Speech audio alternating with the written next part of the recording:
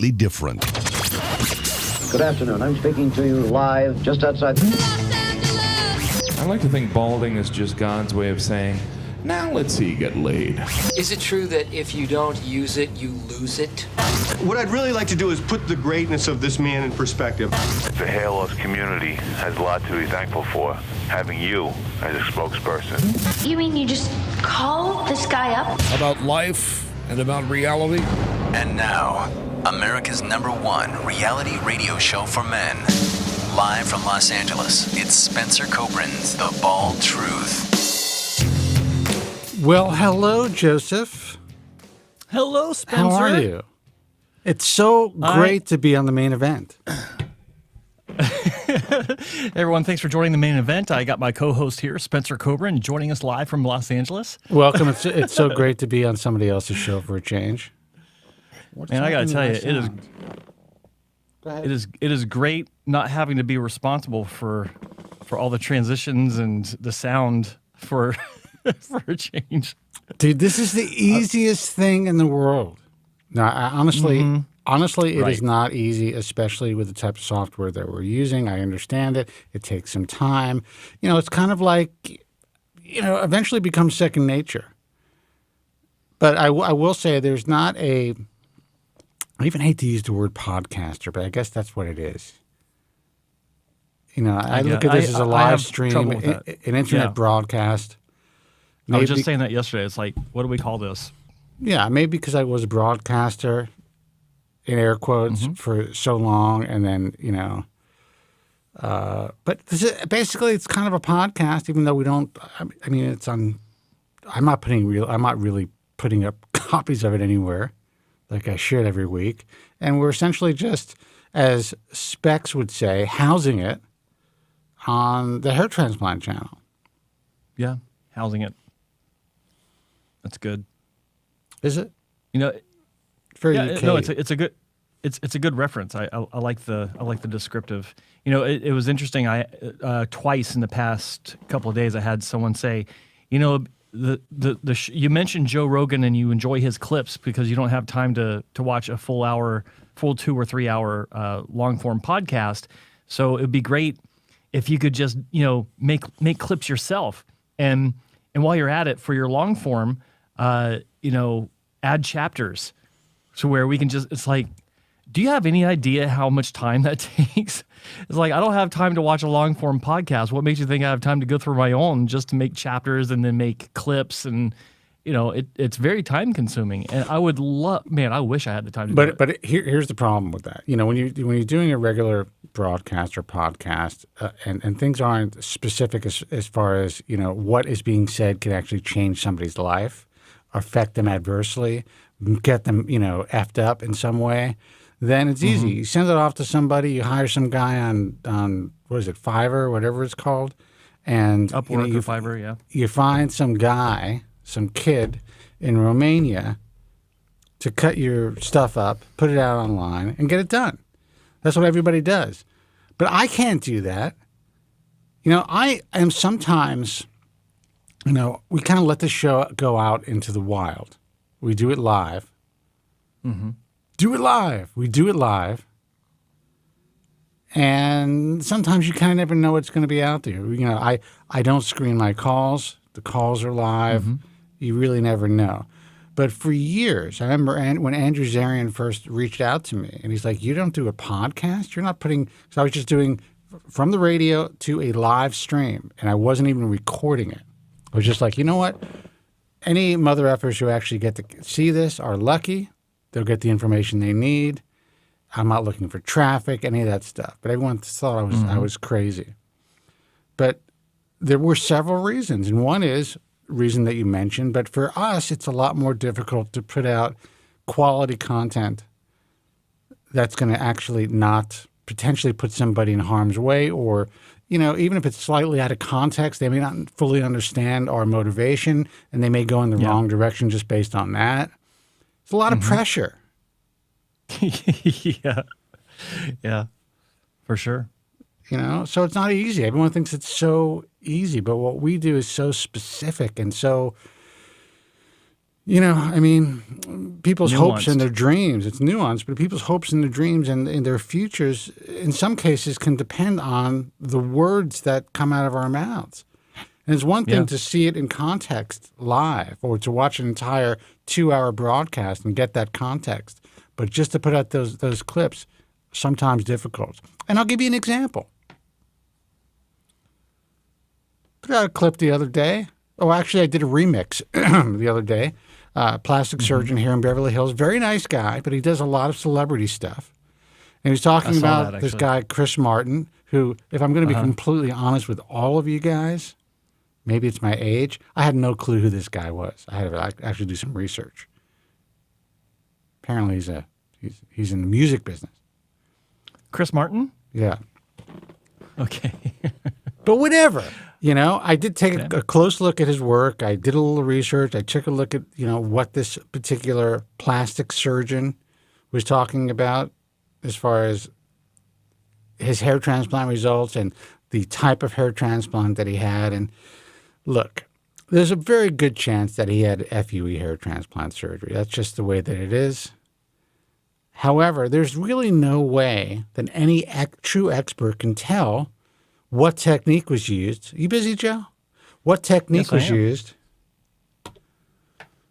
to perform that hair transplant? And this doctor, who's, again, he's a well-known plastic surgeon. He seems to me like a very nice guy. And I think that he just either is ill-informed, misinformed, or truly believes that somehow FUE is a scarless hair transplant procedure. And that it's a newer, in air quotes again, technique. So I thought it would be remiss of me not to do a remix and basically let the public know that while I do think that Chris Martin appears to have a well-executed hair transplant, there is no such thing as a scarless hair transplant. There's no newer techniques. And the reason I know that, as obnoxious as this may sound to some young idiots out there, is because I introduced FUE to North America and to Europe back in 1999. So it's at least 20, it's been between 1999 and say 2002 is really honed by a handful of North Americans and a couple of European physicians. And by 2002, everyone was off to the races. This technique is an old technique, and it was being performed by Ray Woods back in the late 80s. So to lay claim that there are somehow newer techniques that have, been put out there for, to provide consumers with scarless hair transplants that are more refined is bullshit. And the hate that I got from some people. One guy today just told me to shut the F up and sit down. Shut the F up and sit down. I go to check him out. He's just like another incel. Yeah. I mean, honestly, dude, these are. I have incel comments of the week.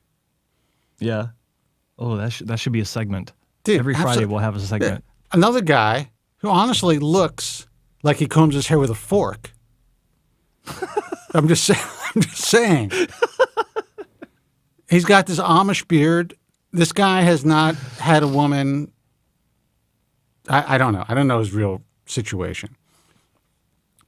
But just a total, one guy comes out and writes that his cousin got screwed up in Turkey. And this guy who had a hair transplant in Turkey is apparently very happy with it, and I'm glad for him, just goes off on this poor guy. And then he goes off on me. And, I mean, says some funny stuff, some nasty stuff. But, it's just the confirmation bias that is out there. And I totally understand confirmation bias. It's a tribal thing. We were kind of, because we evolved in tribes, in order to protect our brains and to protect our tribe, we needed to have this confirmation bias. And it's innate. It's part of us. Now, I try not to have it. I'm a guy who's been using finasteride for 30 years. I know what my experience. God, my computer's so loud. I know what my experience is with finasteride, and I can have that confirmation bias. Mm-hmm. I kind of do, maybe to some degree, but I'm also very open to everyone else's experiences and everything. I don't think you down. do. I don't think you do. I think you're one I'm of the people neurotic. that would not be so affected by that as others, as a typical person, because you're a bit more aware of your own surroundings.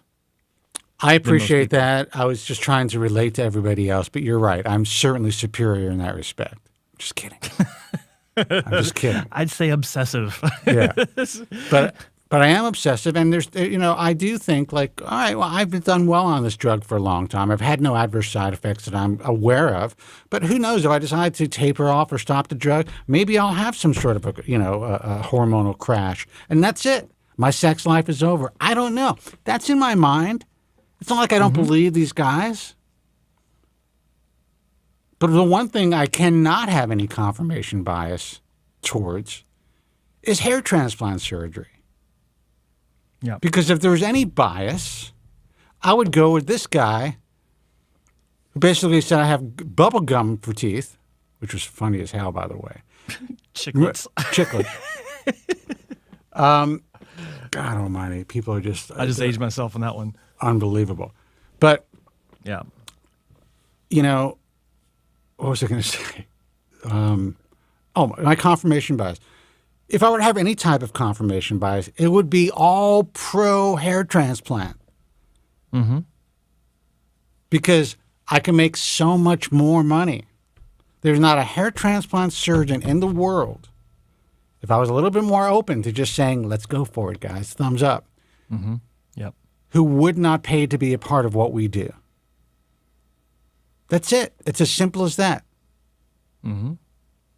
Somebody actually wrote, a German kid, who's very nice, by the way, that, I should check out some of the doctors in Germany. There's some other online people who are German, who are Austrian or something, who speak German, who have checked out, doctors, and I should check some out. Maybe I can give my opinion or something like that. And I didn't want to go out there and say, look, dude, every doctor that you're talking about has applied to the IHS already. And they've all been either rejected or we just took a look at what they're doing and didn't even contact them back. We have access to all the information about just about every clinic in the world. I mean, there's a group of clinics that we have, and maybe we could consider them to be the real black market because they don't even contact us. Yeah. They don't want any part of this shit. They don't want any they don't want to expose themselves. They want to fly below the radar and hope that Coburn and Tillman and the American Hair Loss Association and the IHRS just does not notice them. And I understand that. They're trying to make money. That's what they're in business for. And in their minds, we get in between them and their dollars. Mm-hmm. So when I hear these guys who come out, when I'm just sharing the truth, which is tough on Instagram, I got to tell you. My thing is growing, but you tell the truth, man. People don't want to fucking hear it. Excuse me. I just cursed. First one. They don't want to hear it, Joe. No, I know. So I know. For the guy I'm who dealing with the same thing. Literally looks like he combs his hair with a fork. And listen, look at my comb over. What am I going to do? But I'm almost 58 years old. At least I have an excuse.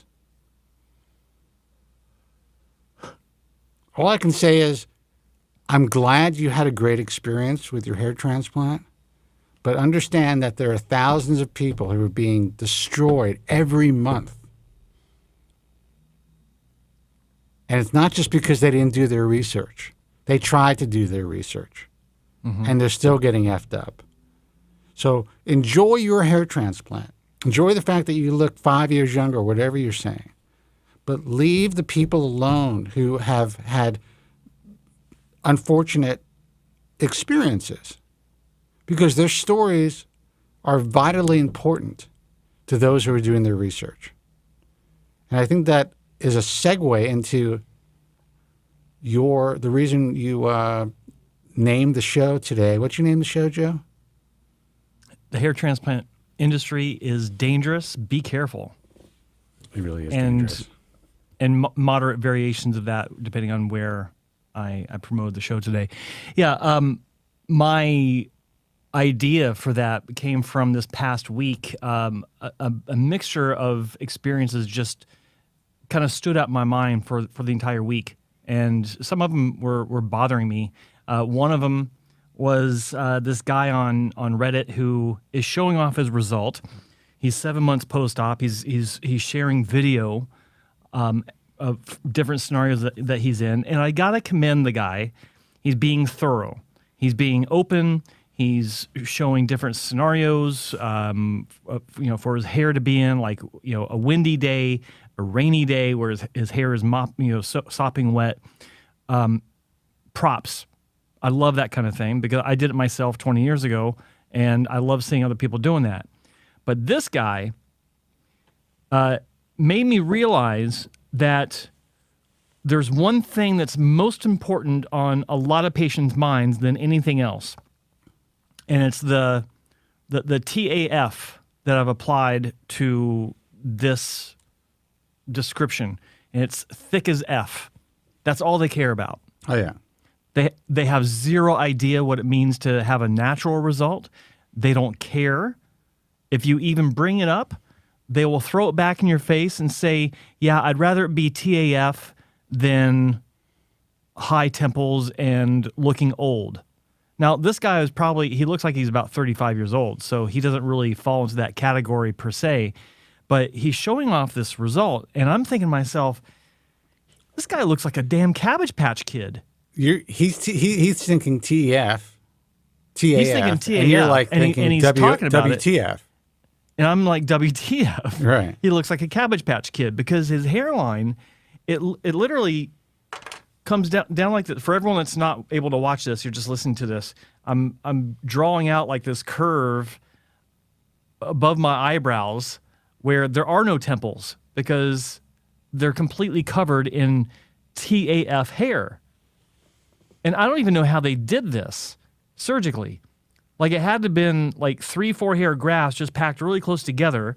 And yeah, it comes out like in horns, like you always talk about you would have had if you'd had a surgery back with Orange Trike. But they cover the entire temple area. From the temple point on up, it's really bizarre looking. And it sticks out like this, and everyone's saying that, yeah, it's TAF, but it looks like a wig. And I'm thinking to myself, it doesn't even look that good.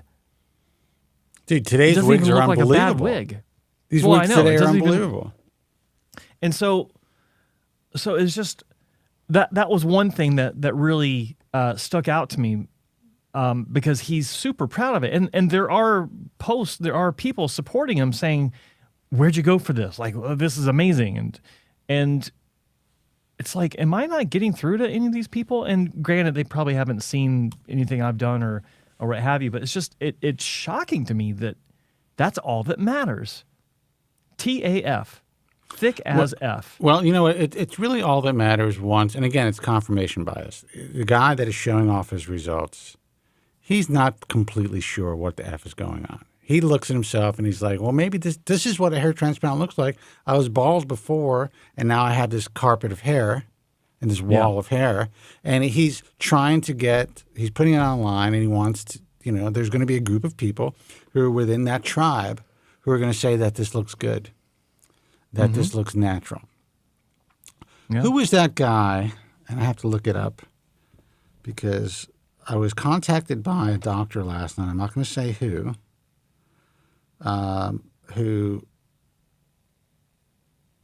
showed me some images of, let me see if I could find it.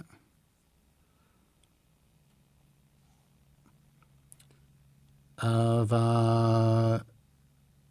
Akon, right? Akon. Jesus, you're Why does old, that ring a man. bell? You are so old. Anyway, he's the brother who got this insane hairline placed, literally about 3 inches above his eyebrows. Yes. And Yes. and everyone's calling him now. They're comparing him to like a Lego man and stuff like that. It's terrible. Yes. Now, according to this doctor, Akon came to him initially and requested this type of aggressive hairline, and he turned them away. Mm-hmm. And now he's kind of sending me, these chats and these articles about him and how everyone's talking about, how effed up his hair transplant is. This guy's got a big smile.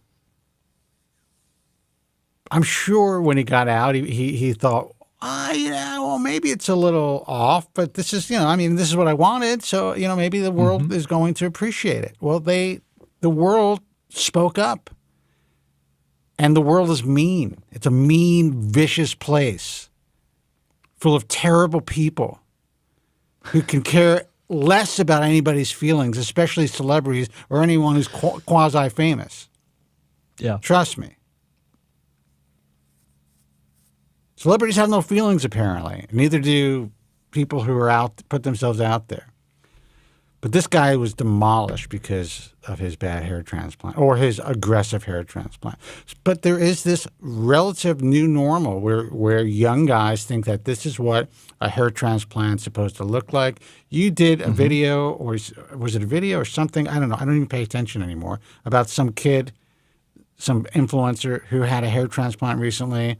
Oh, and I think Gary Linkoff did a reaction video to it too. First of all, Gary's I appreciate the fact that he's very kind to these guys. I got to give it to him.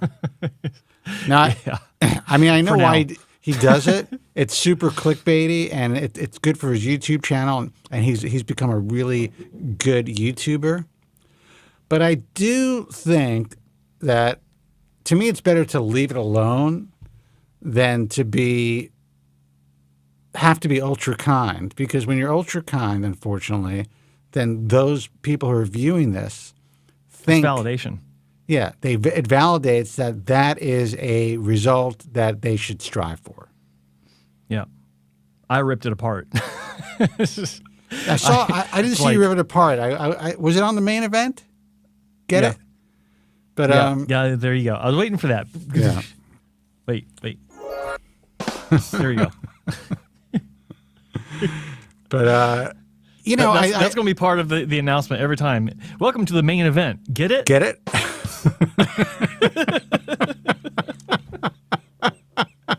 That would be effing awesome, man. I want you to do that. That's part of my intro stinger.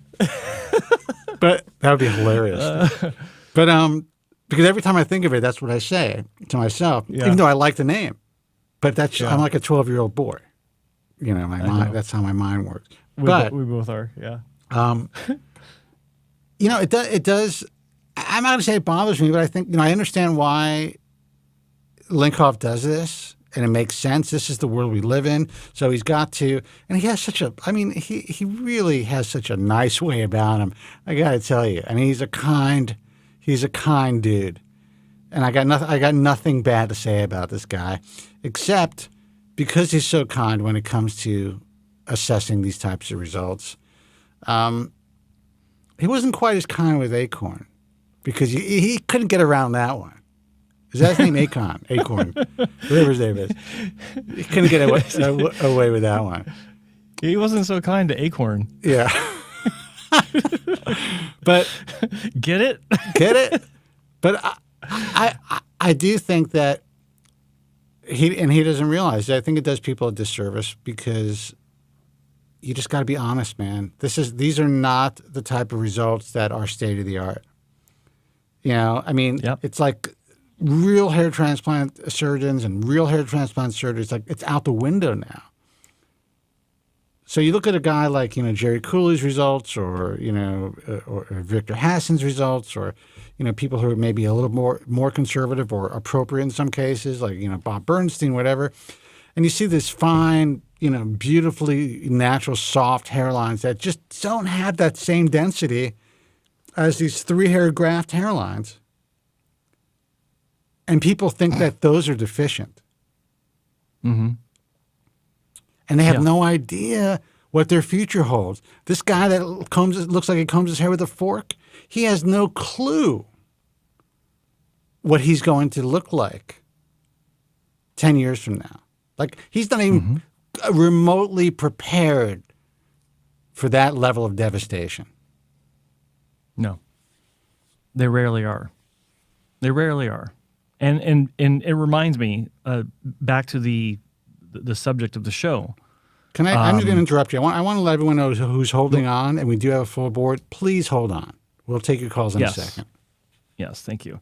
I got another something else is standing at my mind when I was making the title for today's show, and that was a caller to the main event. Get it? From Poland, and he called in. He tried to call into an earlier show, or actually, I think he called in to last week's The Bald Truth, and he wound up emailing me some photos, and I couldn't get to it on the show because he sent me like 97 photos, and it's like, okay, nothing's labeled. I'm not going to pretend I can't get to this, but I did email him back, and then he called in during the show, and he shared his story. And it's actually, like, I'm looking at his before photos. This guy, like I said it on the show, and some people gave me some slack over it because it's like, okay, Joe, a bit too much bro love. But this guy was a good-looking guy. He was like a Jude Law type of looking guy with the hair and everything. Like, he had the high temporal recession, but it worked for him. No homo. His forelock was nice and strong. And if I didn't know... Like, if he didn't send these photos to me to get my opinion, I'd be like, is this a model or something? Like, he's a good-looking guy. Anyway, so point made. Yeah, put in your pants, Steve. Relax. He wanted to go to someplace to get his temples filled in, and he had an idea of how many grafts would be necessary, which was, I think it was about right. He thought it would be about 2,000, 2,500 grafts, and that's in the ballpark. And he went to this clinic, and they wound up doing not just what he asked, but they also filled in throughout the top of his scalp, which was not miniaturizing in the least, according to him and according to his photos that he sent me. And they popped some in the crown. And I forgot what the final number was. I think it was in the high 3,000s. But this was contrary to what he was there for, and we've heard this before from multiple sources that this has happened, all over the place throughout hair transplant history. You go in for one thing, you come out with another, but he's so devastated by this, and I can hear it in his voice. And the clinic is telling him everything's fine. Meanwhile, it's grown out, multi-hair grafts throughout the temples. His donor is looking pretty thin. It's recovered a little bit, but it's pretty thin, and it's just another example of how the hair transplant industry is a dangerous place. And he wound up telling me that he's one of these guys. Based on what he's telling me, he's one of these guys that did his research after the fact, and and he confesses that he rushed into it. He thought that all places, it's like, what can happen? What can go wrong? That kind of thing. Well, it's a simple outpatient procedure, and it's guaranteed. Yeah, of course. We give you a 100% guarantee that your grass will grow. Mm-hmm. You know what you're getting when you get 100%? When you get 100% money back guarantee, or a guarantee that if your grafts don't grow, we'll do more? Watch out for the algorithm. You get a guaranteed piece of S. That's what you get. There you go. Thank you. Anyone who's putting out a guarantee has already had a lot of problems. A lot of problems. They're trying to get you in that door. Yep. And they know there's a chance that you're going to be unhappy. But you got that guarantee. And I want to say something about that. We're not down on hair transplants. Like, I'm the last person to say that hair transplants are a bad idea. Like, I've been through more surgeries than most people, and I'm super happy with my result. Like I've had the worst and then had a turnaround, and I love having hair. It's fantastic. But the reason why we talk about this in such a negative light is so that you will stop and think about what you're about to do. If you're one of those guys right now that's listening to this broadcast or watching this live stream on YouTube, and you're about to pull the trigger, or you've already pulled the trigger and you're about to hop a plane, or you're about to drive a couple of hours, think again. Ask yourself this question. If this screws up, if this falls apart on me, where the result is the opposite of what I'm expecting, where it doesn't look natural, where it's not filling in the spot because of bad growth, or because the scarring is worse than I was led to believe it would be, and I can't cut my hair the same way I used to. Guys, hold on. Joe's talking. Hold on for a second. Go ahead. Then maybe you're not ready for a hair transplant. Like, what are you going to do if any of that happens? How are you going to handle it? What's your backup plan? If you go through with it and it turns out the way that you want it to, then fantastic. There are few things in life that feel as good as having your hair back after you've been bald. Dude, the guy who combs his hair with a comb, with a fork, the comb. The guy who looks like he combs his hair with a fork. He combs his comb with a fork. Is saying he hates this guy. He's so negative about hair transplants. Mm-hmm. Like, I'm not negative. Honestly, I'm just honest. I'm pro hair transplant surgery. I really am. But still a last resort. More pro research and caution and common sense and safety.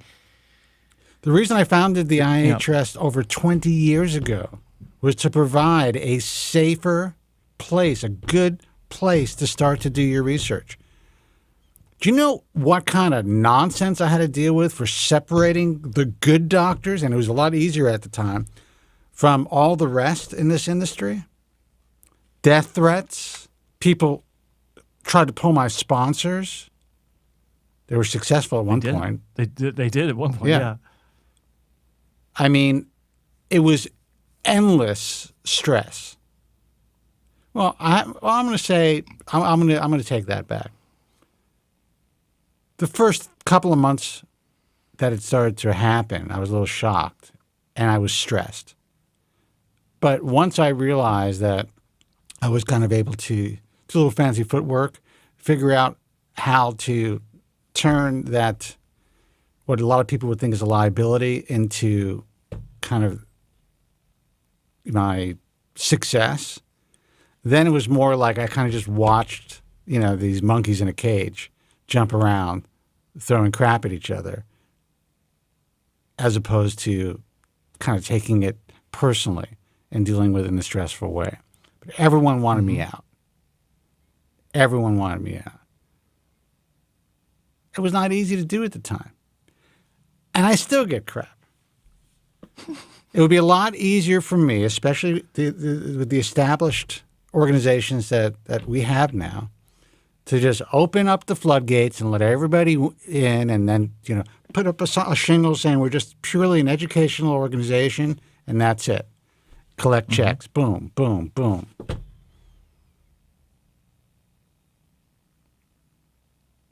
You could get really effed up. What'd you say? Collect checks. Yeah. It's 2023. Whatever. Venmo, whatever it's called. I love it. It would be so much easier for Joe, given the position that he's in the field, to do the exact same thing. Triple, quadruple his list and just say, sayonara, mother effers. Mm-hmm. Good luck. Gone fishing. So that's why when we still get crap, I have to laugh. It's just like, what's wrong with you people? Wake up.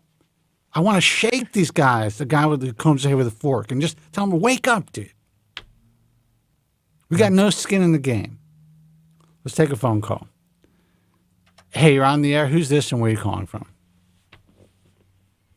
Hey, caller, what's up? I'm going to give you another second, caller. You're on the air. You've been holding on for like 20 minutes, but I'm going to hang up on you. He's gone to make a sandwich. 847 area code. Oh, hello.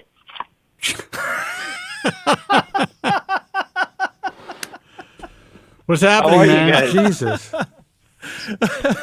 Man, I didn't know it worked like this. This is my first time. My bad.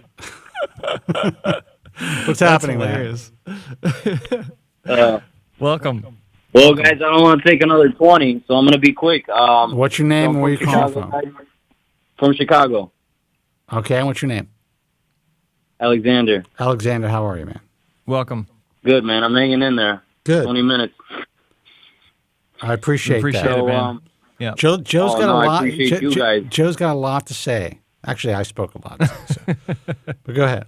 I was cracking up, man, from the comb hair thing. It was great. You guys are great. I really appreciate you guys. Spencer, I really appreciate your honesty, and in this line of game, it's an honorable thing to have. So I really appreciate you guys. But to get to the question, because the horror stories are absurd, from Turkey to all over the world.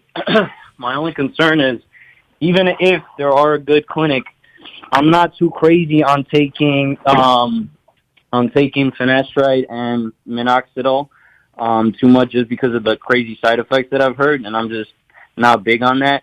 From your guys' personal experience, do you guys think that I would still be okay potentially if I went through? And if so, I remember you were saying that you don't really give specific places or locations. Is that still true?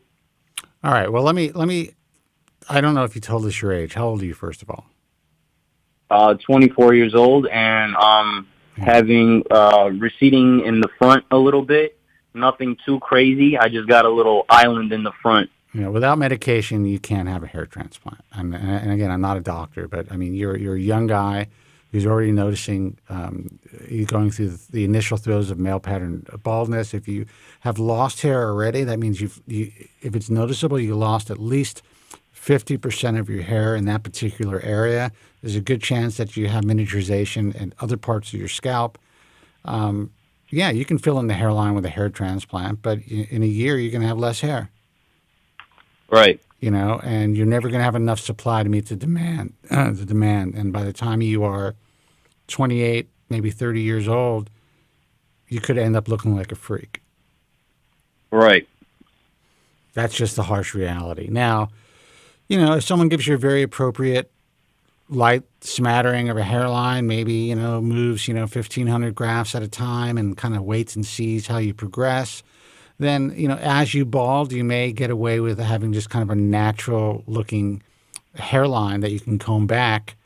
But honestly, you limit yourself as far as being able to shave your head in the future. Now, I'm not saying that you wouldn't be able to, but it's possible that the grafts that are placed in the recipient area, depending on your physiology, depending on who places them, you could have some scarring that may not be noticeable when the hair is growing out of it, but would be more noticeable when you shave your head, if that time comes. And then you're definitely going to have some degree of scarring in the back, whether you have FUE or FET, which would have to be addressed. So if you are unwilling, and I understand it, to take medication, you're not a candidate for a hair transplant, in my view. Yeah. I know that sucks. I agree. I know that sucks to hear, but you got to know the truth, because you don't want to F yourself. The worst thing you can do is be one of these guys, and there's so many of them. This guy who combs his hair with a fork is probably going to be one of them. who in a few years is going to be screwed. And, you may get a good 5 years out of your hair transplant. But being 24 and noticing a recessed hairline already, you may not even have that much time. Yeah. So let me ask you a question. If you were able to keep the hair that you have right now for another decade, would you be happy? As far as where it's receded? As far as how you look right now and where it's receded. If you the way could it is just right now. Stop it and keep it the way that it is. would you be satisfied? If I could stop it right now, not really so, because it's receded on the left and the right side a little bit too much, where it's almost become like an island. And before, I used to have really long hair, nice, everything, but the front of it was just, it was holding up by just a little segment. So when I had to use when my hair was super long and I had it in a bun, the front of my hair was just pulling too much, and it was kind of almost causing me pain. So if I were to stop it, I feel like, and I were to grow it out, I feel like it would look kind of irregular. Okay, goofy. but the way that you're wearing it right now, however you're getting through life now. Yeah, well, right now I shaved it off just because I feel more comfortable that way. And I don't have an issue with it. You just won. Get That's off it. the phone, dude. You shaved your head, and you're comfortable with it. You won. Do not get a hair transplant, man. If you're able to walk around like what's your social life like now that you shaved your head?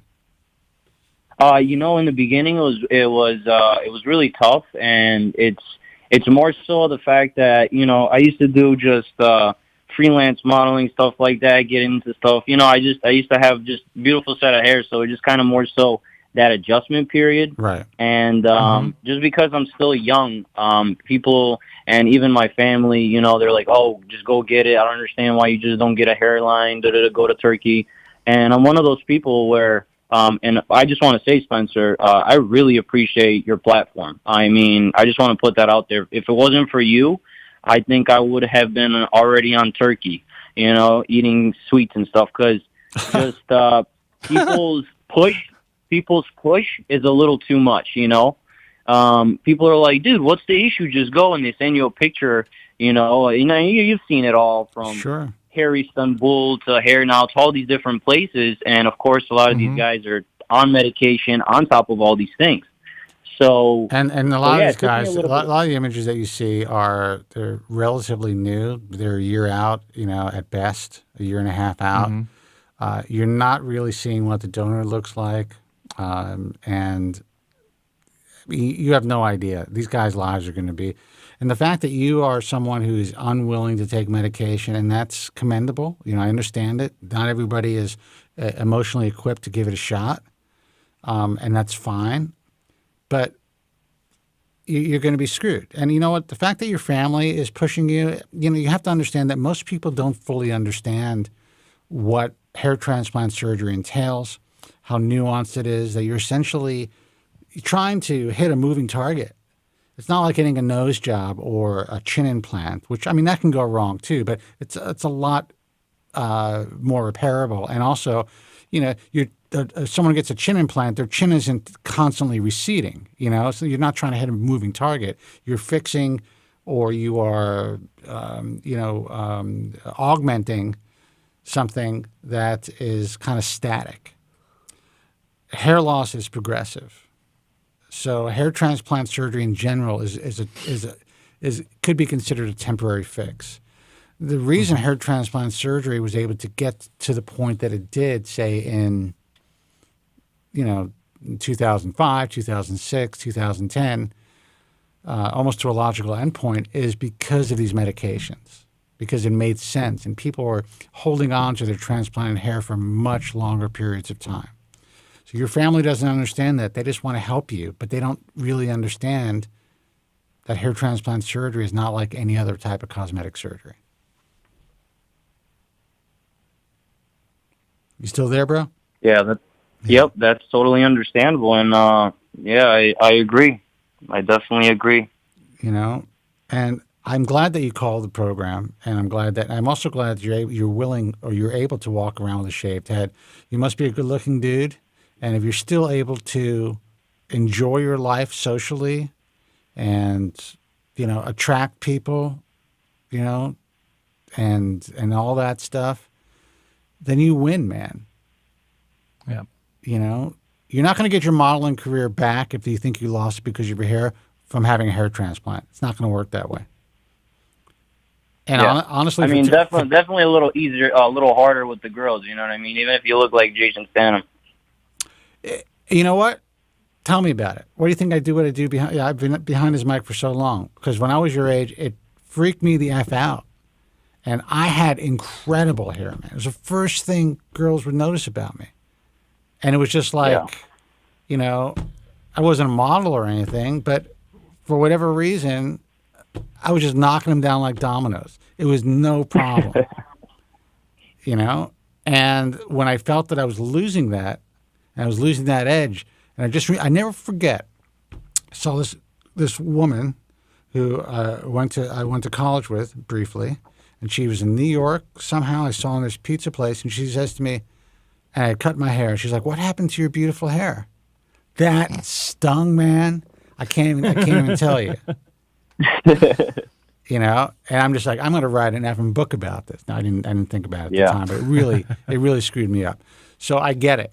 But being that you're young and being that you're still probably very attractive and you've already shaved your head, you're living your life with a shaved head, the last thing you want to do is limit that, because once you have a transplant, you're done. You know, I know people look at like Joe Rogan, and he shaves his head now, even though he had a couple of strip surgeries, and he looks good. And I think he may or may not, I can't really tell, but at least on camera, it looks like he may have had his scar touched up. Just saying, I could be wrong about that. It is looking the best it's ever looked, I believe. I've noticed recently. But I will say that, you know, he had to walk out into the world. He happens to have a perfect head and a perfect facial structure for it and all that stuff. But he still had to walk out in the world. Like when I would see him in my neighborhood, and he, you know, I never said hello or anything, but I would see him from behind. It was just like, it was significant. But he was equipped to deal with that. If you're able to shave your head first and never have that, then you win, man. Yep. That's it. Well, I appreciate, But I don't want to cut you off. We're going to take another call, but I will say this. There's a lot of, you talk about confirmation bias, a lot of confirmation bias about the medications out there, like finasteride. If I thought you were someone who couldn't live without their hair, I would tell you to consider speaking to a doctor about getting on these medications. In my experience and the experience of many hundreds of thousands, if not millions of men, the experience has been very positive. However, if it's in your mind that you're going to have adverse effects, and if it's in your mind that you really don't want to be on medications for life, because let me tell you, it sucks. I don't like the feeling of having to be on this medication for the rest of my life. It's almost 30 years. Then, again, I'm just going to say you win. But also know that the medication will always be there for you if you ever decide to change your mind and talk to your doctor about it.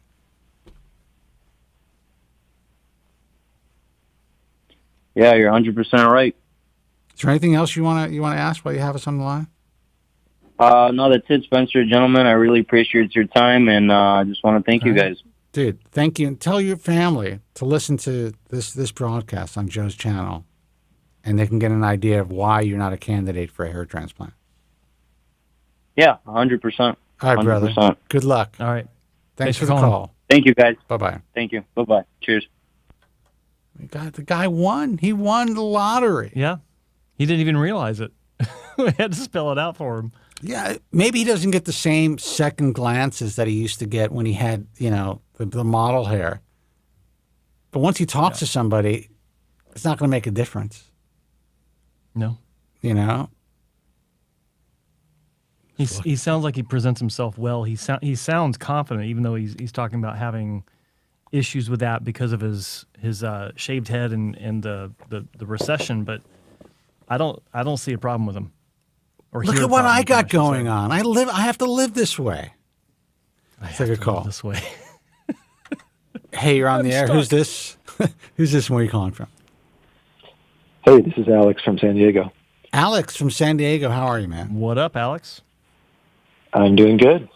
You know, it's funny you just mentioned second glances and maybe people being concerned that if they shave their head, they won't get those second glances, or that their model looks or whatever might disappear. But I've shaved my head a couple times just to give it a go, just to give it a really solid try to see what it was like before doing something more drastic. And for anyone listening that hasn't tried that yet, I really, really highly recommend it because, at least in my case, in terms of talking to women or whatever, I swear it boosted my attractiveness. And that sounds crazy to say, but I think there's something about just looking groomed and just kind of looking like you have your act together that's really helpful.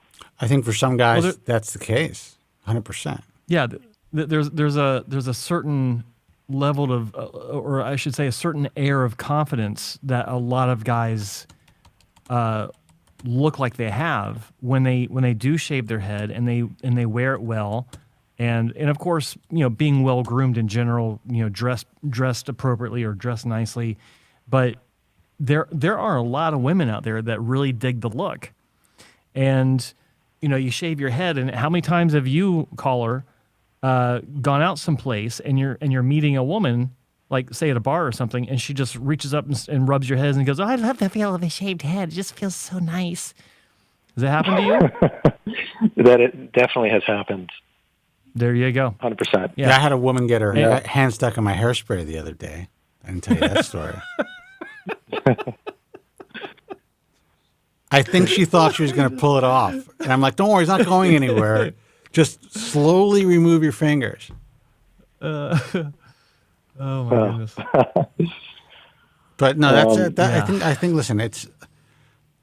I've somehow, and I don't know what I'm going to do. I noticed some changes. I noticed a little retrograde happening. I'm going to be 58 soon. I feel extremely fortunate. But I would absolutely I think the first thing would be, depending on the level of hair loss, if it really starts to progress quickly or whatever, is I'd go right for the glue job. Check, yarmulke, whatever it takes. But shaving my head is something that I think about. Like what freedom that would bring me. Oh, yeah. And like maybe I would just like go to like St. Lucia or something, get like super tanned up, shave my head, get super tanned up, and if I shave my head, then I can get on the juice like everybody else, like all the other old guys online. But right now I don't do it because I'm trying to save every hair on my head, pathetically, even at my age. Can you just say it? Can you just say it, please? If you shave your head, you'll look like Kane from Kung Fu. Thank you. But if I get on the juice, I'll be like Kane with a thick neck. So, yeah. But anyway, man, I appreciate that. So what can we do for you? Yeah, when you talk about juice, do you mean creatine or? Oh, I'd be on creatine. I'd be on TRT, human growth hormone. I may even be on Deca and Dianabol. I mean, how long do I have to live? The whole stack, baby. How long? I mean, do I maybe have another good 20 years? If I'm lucky, 30 years? Why not be totally juiced up and jacked? Yeah, why not be one of those Instagram or TikTok old guys with a ripped body, with 2 million followers? Yeah, doing exercise for follows and likes. Look, I do feel like I've gotten to this point in life, and I'm in relatively. I mean, your doctor's going to say you're in great shape for your age, and I have a pretty good physique and all that stuff, but it's just not what it could be if I had a little bit of boost of testosterone. Well, that thumbnail of you from the other day actually, looked pretty good. So there's a thumbnail. You might consider. I think Joe, from one of the older episodes, from a few months ago, the bald Spencer. Yeah. Oh, the bald Spencer. I forget what the title is. Yeah, and of course he makes me bald, and then he elongates my head by about 4 inches. Hey, it was a vibe, I think. Yeah. Are you aliens? We're from Michigan. So it's a Conehead reference. So go ahead. Totally. But anyway, my question today is, well, you were talking about Jude Law earlier.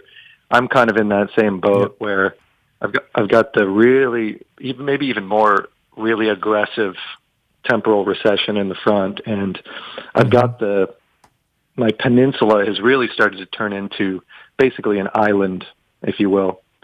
So Yeah, the forelock. I've got the island. Isolated. Yeah, the forelock. Yep, exactly right. So my question is, people in this situation, when they get a hair transplant to fill in the front, what happens when that island, that frontal forelock, starts to fade away? And then they have, because it seems like that's going to look extremely awkward to have this hole right in the middle of your, the front of your head. And how do people deal with that? Do you have to wait until it goes completely bald and fill it in, or what's the best strategy for that?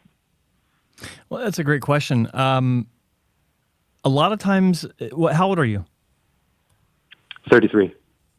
33, yeah. Anyone else in your family have the same thing? Have the same isolated frontal forelock? Well, at a certain point they did, but for instance, my dad, he's just full Norwood, 5.5, 6, whatever. So he did, though, at my age. I saw it. And so it's going to go. I'm almost certain it's gone. And how long did it last? So when did that forelock disappear? I would say around, when he turned probably 40. I look at pictures, and it was probably like his early 40s that it was completely disappeared. But it kind of, then you won't care by then. You won't care by then. I'm just joking. That's what the young guys are saying. I won't care when I'm in my 40s. It's a great question. I think that it does depend on each individual case, because I've seen a lot of forelocks remain well into the patient's 60s when the rest of their hair basically blew away like dandelions into a Norwood 5A or a full-blown 5 or even a 6. And they still have that forelock. Even not at a full density, it actually makes a huge difference to your facial profile, or your facial framing. Even just having a isolated forelock can take years off of your appearance. You shave that off, or once it's gone from continued hair loss, everything's different. But to answer your question, what do you do about it? Well, you evaluate it as it progresses. That is something that, like, if you were to say, go ahead and fill in the corners, then you would fill in around that forelock, just the peripheral, trying to blend into your native hair. But then you'd want to maintain that, hopefully, with medication for as long as possible. But keep an eye on it, and once it gets to the point where it's looking a little bit off because of the disparity or the demarcation of density, that's when you want to evaluate filling that in with a little bit of more work.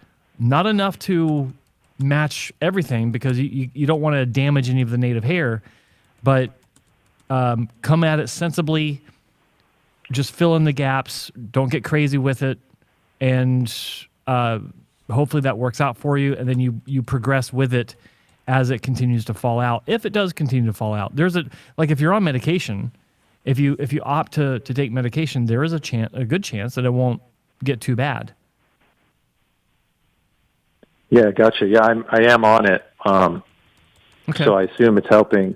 But so that's good to know. But yeah, some of the doctors I've spoken with, I asked them the same question, and they just kind of said, "Oh, well, we'll just transplant into that area right now as well to make it look a little more full and dense." But I wasn't so comforted by that. You don't do let me requalify that. Does it look thin now, or is it close to your original density, or somewhere in between? It is certainly thin, and thinner than the other hairs that I have that are strong, noticeably. Yeah. Okay. All right. Well, then that's different.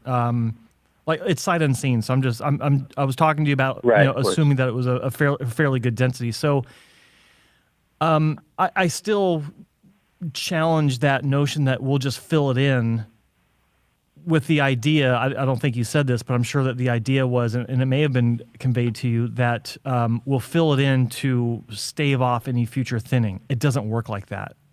It's not a one-to-one transfer of new hair to replace old hair, because where are the spaces to put it?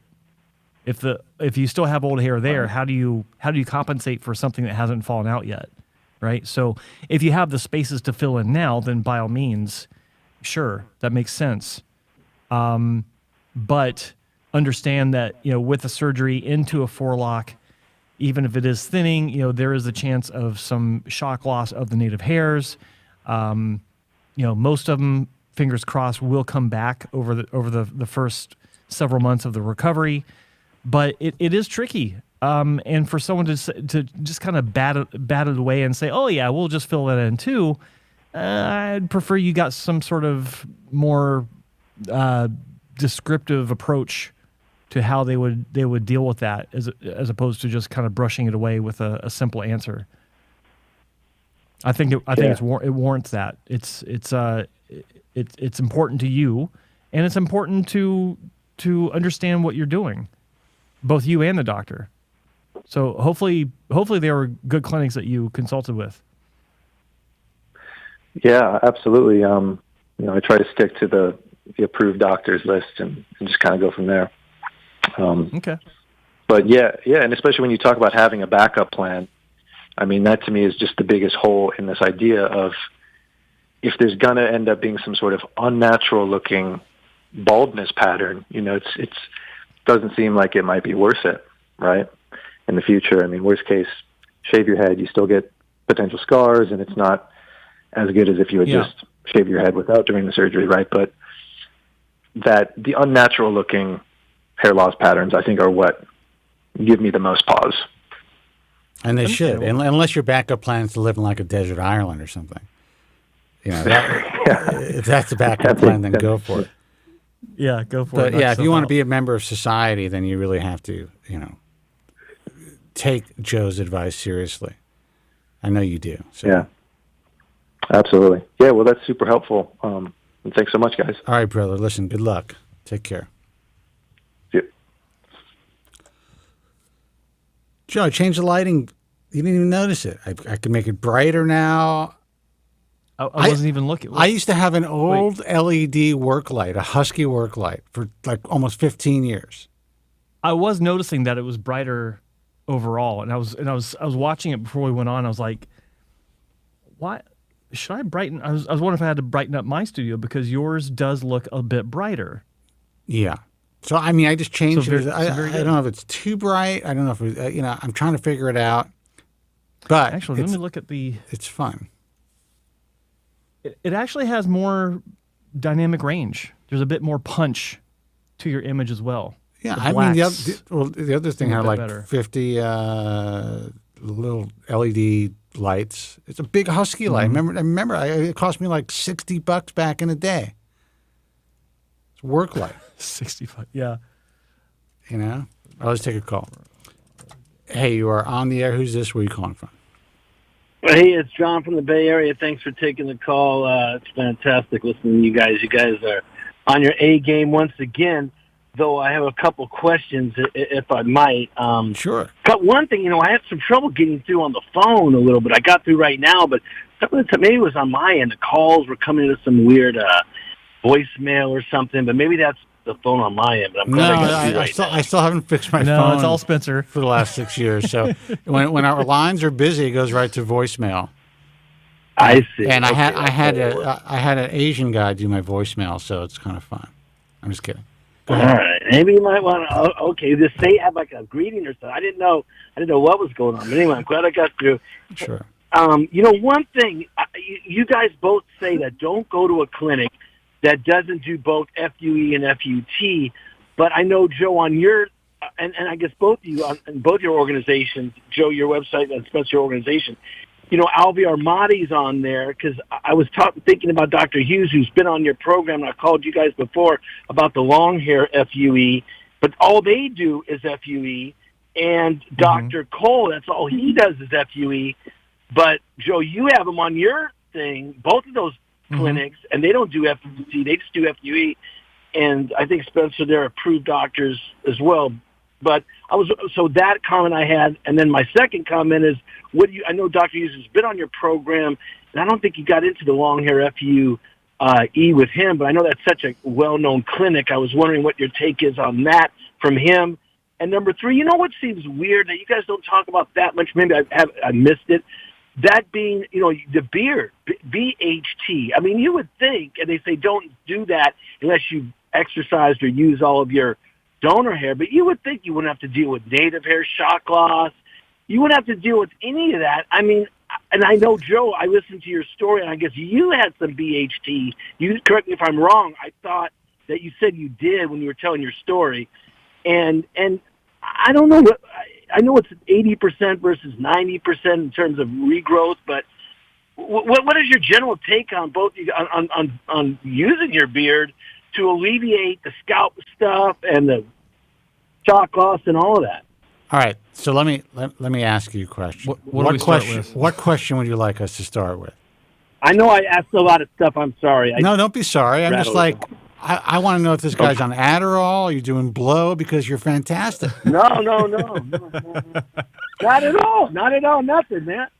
I need some of that. All right, so let's get to your first. I just write it down. I do write stuff down so I don't have to, so I can remember what I'm saying. Well, that's good. I've told Joe to do that a million times. He will not listen to me. But remember, I was on the radio. I had a radio gig. That's right. I remember that. So with that said, I know. At least I write stuff down. I can at least write stuff down. Well, I don't want to waste your time. That way I can call up organized. Well, I'll tell you what. Just let me answer your questions, and we're going to be good.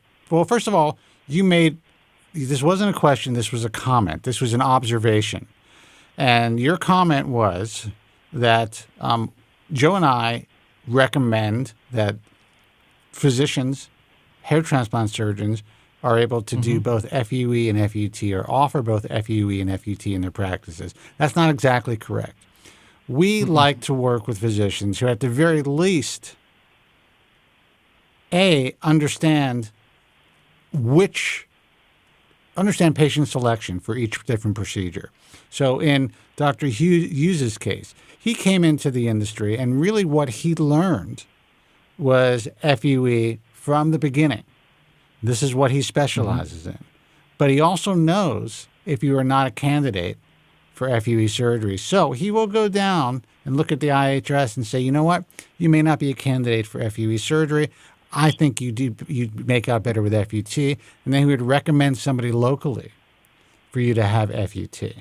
Now, I would like every hair transplant clinic to have the infrastructure to offer both, because I personally think, and I think anybody who is a true expert in this field understands that follicular unit transplantation, traditional harvesting or strip harvesting, is still, for many patients, the gold standard. As far as at least having one, if you're going to be significantly bald, you want to do at least one strip, probably, maybe two, get all that sweet spot, and maybe then do a hybrid of FUE and FUT. You know, Joe mentioned this the other day. I don't know if it was on the main event or if it was on this show. It's so confusing now.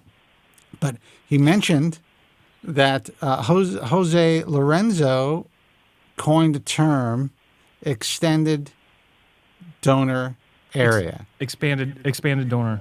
Expanded donor area.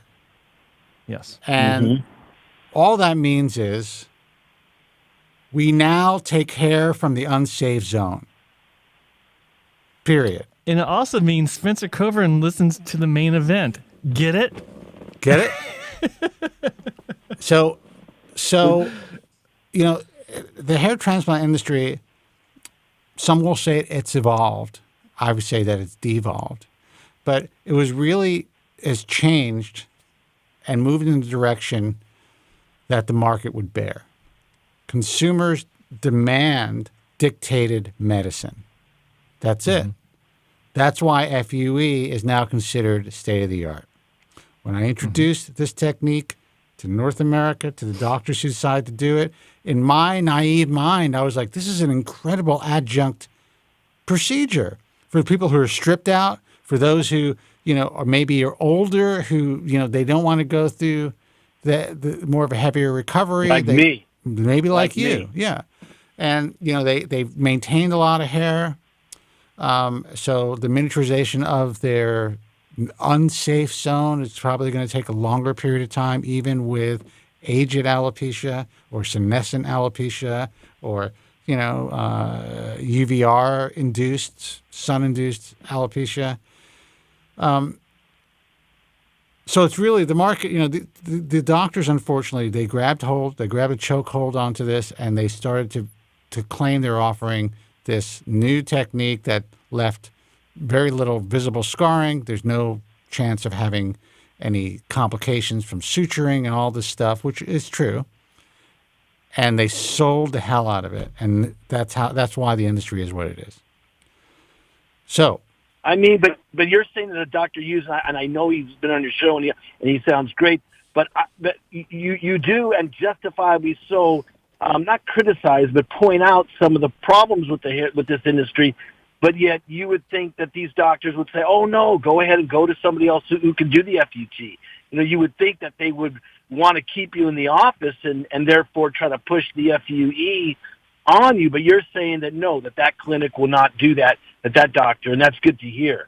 Yeah, well, I'm saying that from all the information that I have and from what he has told me personally here in the studio and in his office, if he believed that FUT would be a better procedure for a particular patient, he would step back and recommend FUT.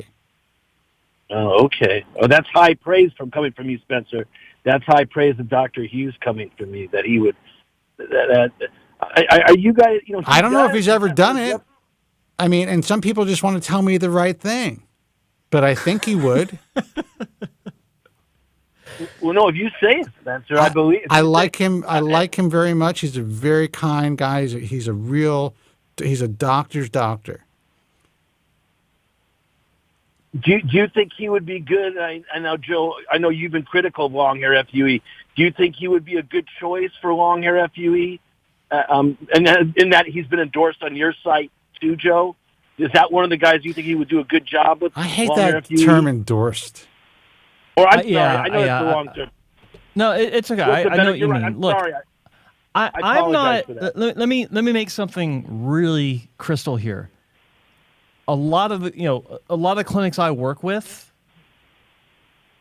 it doesn't mean that they're doing things. How can I put this the right way? The way that I think things should be done. In other words, if someone's offering long hair FUE, I'm not a fan of that because it's my personal belief that it complicates things. And sure, you can compensate for a lot of issues by taking more time and paying more attention, but shouldn't one be paying that much time and attention to the hair to begin with? Absolutely. Something to think about. But to be realistic about the world that we live in, I'm not real big on that. But if a clinic feels that they are proficient enough to offer it, and they can show you documented results, good clear photos and or video, preferably video, or even better yet, you can talk to someone that's had a long hair procedure with the clinic of your choice, then who am I to argue with it? It's fine. But I just don't think it's a great procedure just for the sheer complications that you run into by the nature of long hair FUE in and of itself. So if someone I'm working with offers it, what's that? What kind of complications would you say would be something unique to that, to long hair FUE? Well, okay, Unlike so I'll answer it with an analogy. Take a handful of spaghetti that's uncooked and chop off about half of it so you can see what's going on, which would represent a shave, okay? And tell me how hard it is to look in between each stick of spaghetti, and then go ahead and boil that same spaghetti to al dente, pour it in a pot or dump it out into a bowl, and then try to do the same thing. That's long hair FUE. So you think it impairs the vision? Like he can't. So if it impairs the vision, what would he do? You would cut the wrong way, or what? I mean, what? That sounds kind of. If he can't see, what could happen? if he doesn't see right. Is that what you're saying? Transection. Yeah, transection. And this isn't specific to any particular clinic. This is just the physics of sight, of light. You know, you can't, if you can't see something because something's in the way, it's logical to assume or to deduct actually that there will be potential. It's not a guarantee, but there is a higher potential for damage in that immediate area. Damage to your native hair, or yeah, well, whatever hair is in the way, whatever hair is in the field of view that you're trying to work in.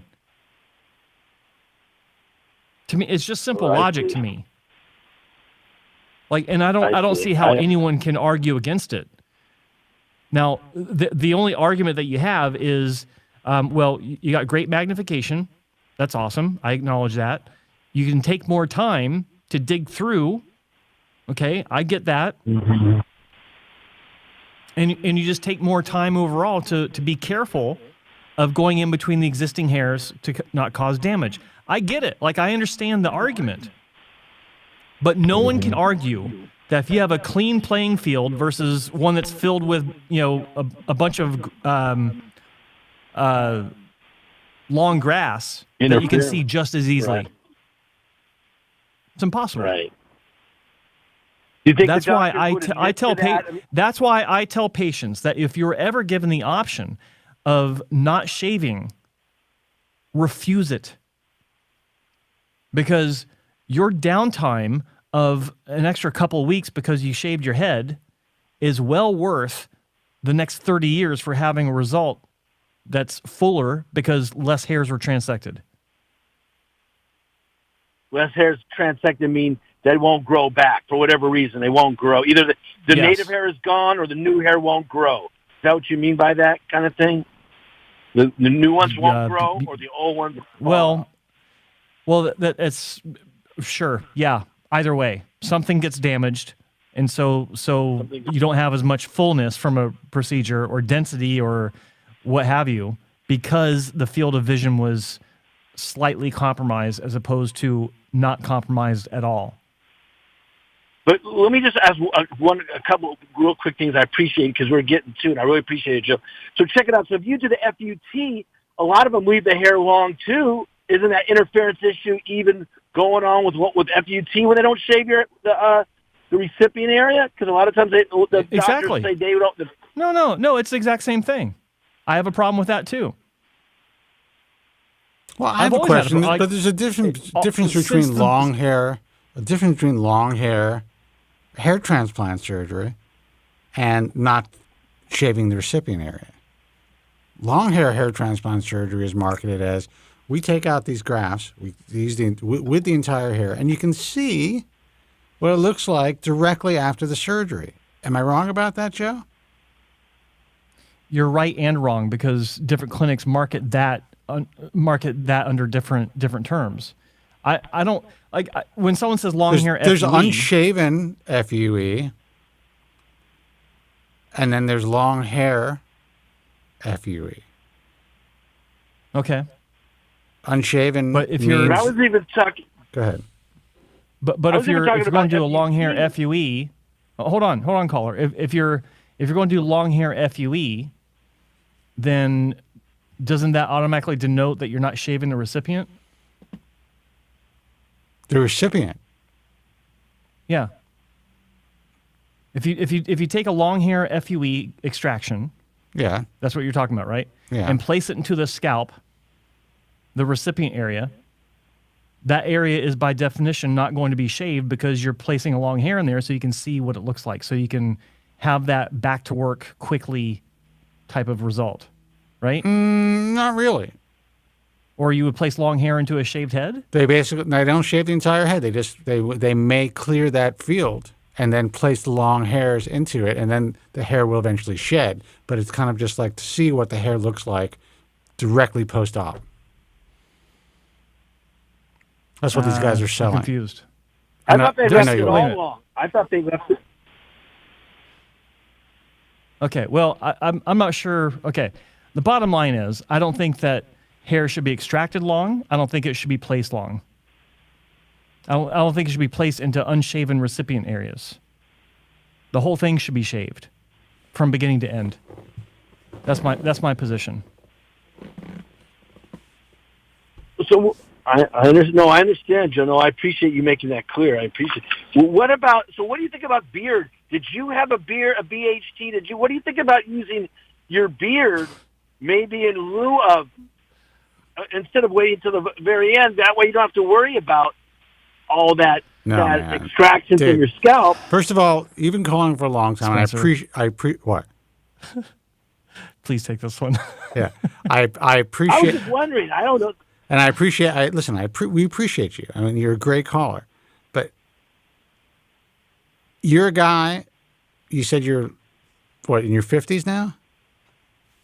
No, late 50s. Yeah, late 50s. You still have a relatively full head of hair, right? Well, I mean, it's relative. I mean, we all, you know how that goes. I mean, I would like to be what I was 10 years ago. Okay. But you still have a lot of hair in your head. I mean, to some people it might seem, some people yes, some people no. I mean, it's all I mean, I'm not. Right. You have a lot. You have a lot of donor hair, right? I think so. Okay. Your beard hair is your absolute last resort. Maybe your chest hair, but beard hair is not something that you want to start with. Ever. I was just wondering. I'm not saying I would do it. I was just wondering why that doesn't get more discussion. That's all I was saying, Spencer. No, that's all. It doesn't get a lot of discussion because it really doesn't always work that well. You have to actually extract, dissect hair follicles from your face. From the face. Think about that. Even if it's under, I know. Even if it's under the chin, if you have a slight looseness, especially if you're in your late 50s. Yeah. You know, if you don't have a razor sharp jawline like me, for instance, I'm just kidding. If you don't have a really great, jawline, or if you just have, you look young, Spencer. You look like you're in your 30s. Well, you're blessed. I do not in person, but thank you. I appreciate that. And the whole thing's a sham. That's all I'm saying. Maybe early 40s. Maybe early 40s. I wake up in the morning and I'm a mess. Absolute mess. But with that said, I'm able to kind of, pace myself together. If you have a slight double chin, if you have a slight double chin, even if it starts to grow a little bit, it's very possible that you can expose that area that was extracted, even in the best hands. Or you definitely won't be able to get any sun in that area, even in the best hands. Now, some guys are going to say, well, you can get sun. I have patients and they get tan and we don't see the scars. Well, you know what? I've seen it. And it does occur. So you want to utilize permanent scarring? Yeah, even if it's basically invisible to the naked eye, as your skin stretches, as you get older, those invisible scars under a tight chin those punctate wounds become a little bit more visible. So I was just wondering. You guys are the experts, so I was asking. I know it's a dumb question. I didn't mean it to be a dumb question. It's not a dumb question. Am I treating? I'm sorry. Do I sound like I'm treating it like a dumb question? I don't mean to. No. You're not at all. You're not at all. But I appreciate you going. No, I get. I know you're right. Now that you're discussing it, you're right. It is. I get it. I see. The fact that as you get older, it gets exposed. You can't go in the sun. You got the scar. Yeah. But they sure do. You talk about marketing, boy. When you see it on the websites I've seen, they make it sound like it's a great option. We can put it on the top of your head if you run out of donor. They really don't go into any of the side effects that you're talking about on any website. They're trying to make a sale. They have to pay for their Mercedes-Benz payments. They have to make sure their kids are going to Catholic school or whatever. Yeah. It's a business. All right. The reason why we are able to exist, the reason why I have existed in this field for 26 years, the sole reason is because this is such an effed up business. If this was a legit business in general, I'd be out of a job. Mm-hmm. Nah, you're good, Spencer. You're a blessing, man. I'm telling you, you really help more people than you think, man. Believe me, you because even if people don't listen or watch directly, they tell their friends, and that you're kind of the root of a lot of information, really, because you're not afraid to say what you feel. You're not bought off, so you're really a one of a kind, Spencer. So well, anyway. That's very kind of you. I'll be using that as a sound clip on everything for the next month or so.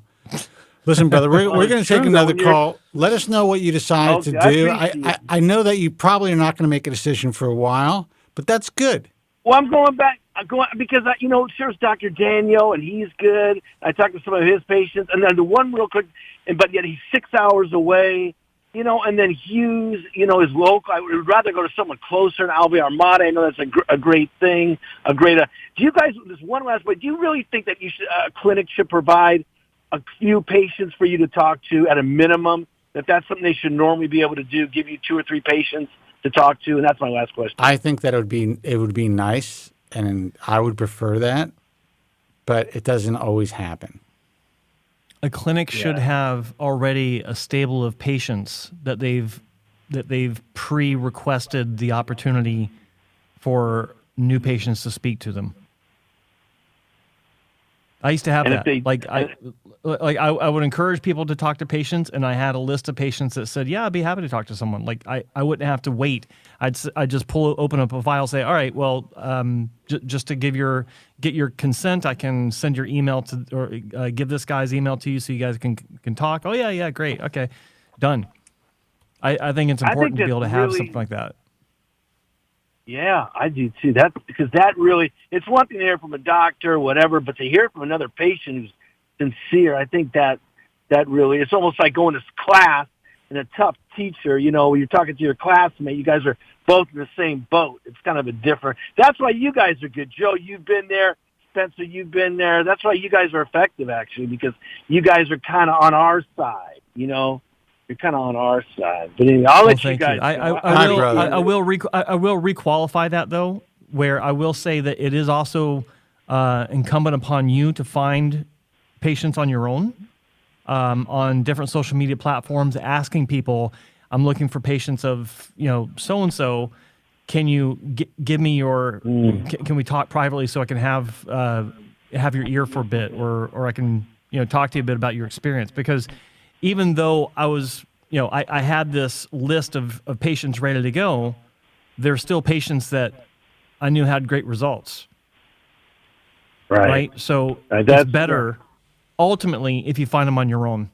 Well, and I do think that it's pretty reasonable to believe that most people with, an average IQ are going to realize that if a doctor refers you to one of their patients, he's not going to refer to you one of his unhappy patients. Yeah. But still, it's better than nothing, though. At least it is a patient, and they can. And you know what? If you talk to 2 or 3 or 4, you kind of get it's better than nothing. It's better than nothing. No, 100%, man. I mean, maybe ultimately we're going to force doctors to have an effed up patient list. Yeah. So here, your 10 worst patients. We want people to be able to contact them. Otherwise, you can't be a part of what we do. All right, brother. Good luck. All right. Thank you so much. All right. Thank you. Thank you. Take care. Bye-bye. 888-659-3727. This is not the main event. This is the bald truth. Get it? Get it? Let's see now who it's this stuck is. in my head, man. I can't not. Hey, you're on the air. Who's this and where are you calling from? Hey, this is Adrian from Melbourne, guys. How we doing? Adrian, what's happening, bro? Adrian, how you doing? Hey, Joe. How are you, buddy? I'm doing good. How about you? Good. Look, that previous caller, I was going to mention, what about pubic hair FUE, but I thought you'd be on the phone all day. But anyway. Back hair, inner thigh hair. Yeah. Nose hair. Beard hairs. That's it. Yeah, I'm good. I'm really good. And Joe, fantastic with the main event. Unfortunately, every time I log on YouTube, it's, okay, well, thanks for joining us, and we'll see you next week. I just seem to keep missing it, unfortunately, but I will get on there. Well, okay, keep trying. I will. I definitely will. But, Yeah, look, I'm happy. What am I now? 3 months post-op. Hairs are coming through in the temple points, the crown slightly. I can feel that little prick sensation of hairs wanting to push through. Yeah, that's all good. No complaints. And the other thing too, I guess, is I've become a bit of a gym junkie. So really, it's had a good for you. Positive.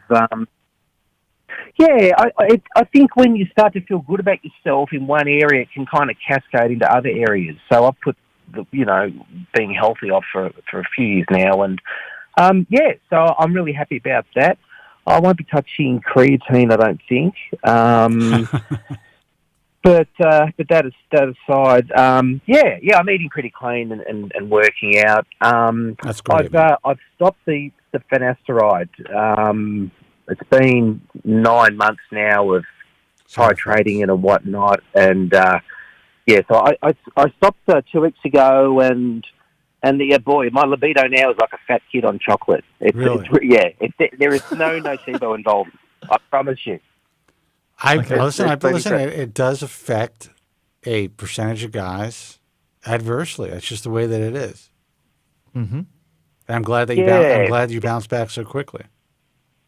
Now, are you going to try to replace that with a topical variant, or are you just going to go free ball it? Well, I'm going to just enjoy my libido for maybe another few more weeks, but I've actually got a script that I've had dispensed of topical finasteride by Dr. Bevan Borrell. So that's sitting there. So I'll try that. I mean, I know I read to go systemic, but I'll see how I go. Okay. The oral minoxidil, though, I do have to say, has been the biggest thing I've found that's benefited my hair. It really does feel thicker. The beard as well. It just feels a lot thicker and healthier, I guess, as well. I was reading talking about adverse side effects with finasteride and minoxidil. I was reading. I don't know if you want to talk about this. What's his first name? That Dr. Huberman online. Huberman Labs, yeah. And it's funny because he mentioned the use of low dose Cialis. Essentially, that's the brand name. In hair loss, and I was looking some stuff up, and there seems to be some evidence that sildenafil, which is Viagra, has kind of tested pretty positively as far as the potential for hair growth, both orally and topically. So I'm just wondering when docs are going to start talking about that in the hair loss world, because you can't go wrong. Now you grow your hair back, and you can get a hard on. Well, I was talking about this yesterday on the main event. Get it? Because someone brought this up, and I said, well, the benefit is you get more hair, but you have trouble walking sideways through a door. So, True. Well, look, I guess it has merit when you think about the mode of action being similar to minoxidil. That and inhibits the PDE5, right? That's what it's called, Joe. Yeah, and you don't have the same type of adverse side effects with the minoxidil.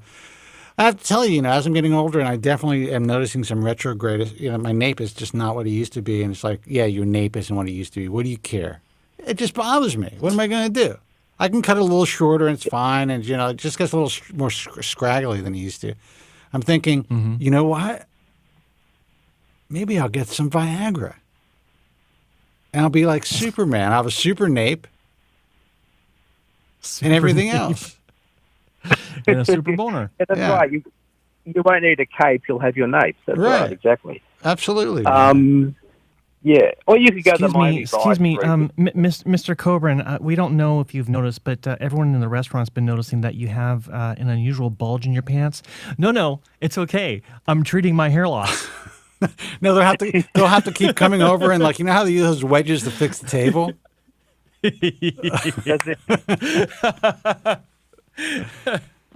Oh man, the jokes will be endless. I should be so lucky. Yeah. Anyway, go ahead.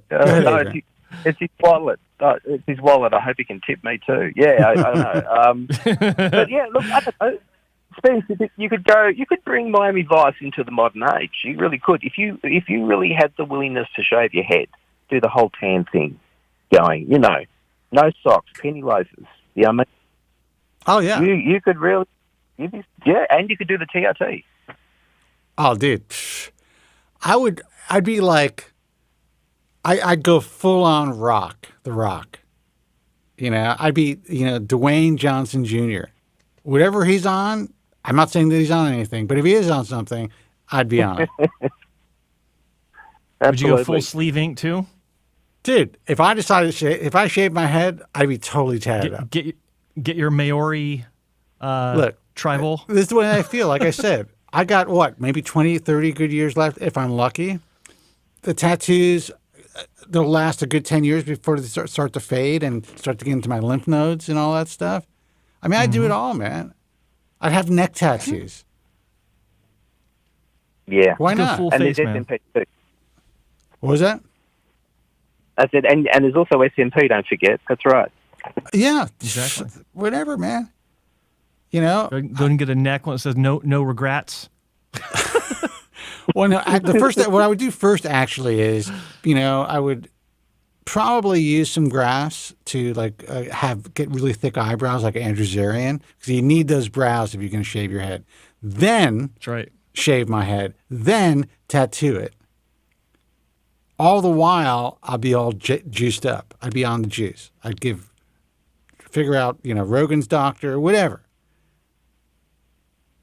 Absolutely. Right now, I've got an image of Robert De Niro and Cape Fear just doing chin-ups, except it's Spencer Coburn. And there's tattoos all over his back. Peace, justice, DHT, you name it, PRP. The whole shitty match, man. I'm going to have the main event, get it? Right in my stomach. Absolutely. No, that's good. Look, I'm not going to hold you up, guys, but look, things are good. I wouldn't call it shock loss, but maybe I've exceeded a little bit of my capacity with my scalp donor hair, but I'm going to see how that pans out in another 3, 4, 5 months. But look, honestly, overall, I'm really happy. And look, a hair transplant, it can destroy your life, and ironically, it can actually be one of the best things you can do for yourself. But to get to that point of it being one of the best things you can do for yourself, you really need to spend a lot of time and a lot of research, or you end up going through what I did. So the message for me out there is, don't do it. I mean, and I get it. It's so hard. I know if you sent me back today, being a 21-year-old, I'm sure I'd go to Turkey. You just cannot think properly. Your frontal lobes have not developed to the point where you can make executive decisions. Oh, you go to Turkey and then you would curse me out online for telling people that it may not be a good idea to not do your research and just jump to Turkey. And you'd be combing your hair with a fork. It'd be a whole thing. Yeah. But look, I don't know. I also believe don't look back. I kind of look at life driving through life looking through the windscreen and not through the rearview mirrors. Because it's getting shorter. And Spence, I'm pretty much your age. And you mean you're old? And shorter. So you're saying you're old? Yeah, basically. Yeah. That other 3-letter word. Yeah, exactly. Well, listen, you're right. You're right about not looking in the rear view. I really try not to think about, issues, mistakes in the past, or things that I should have done or shouldn't have done. The only thing that I do think about is how lucky I was to be able to step back when Norman Orenreich told me to try a few hair transplants. Try a few, he said. And I knew, in my gut, I'm like, there's something wrong here.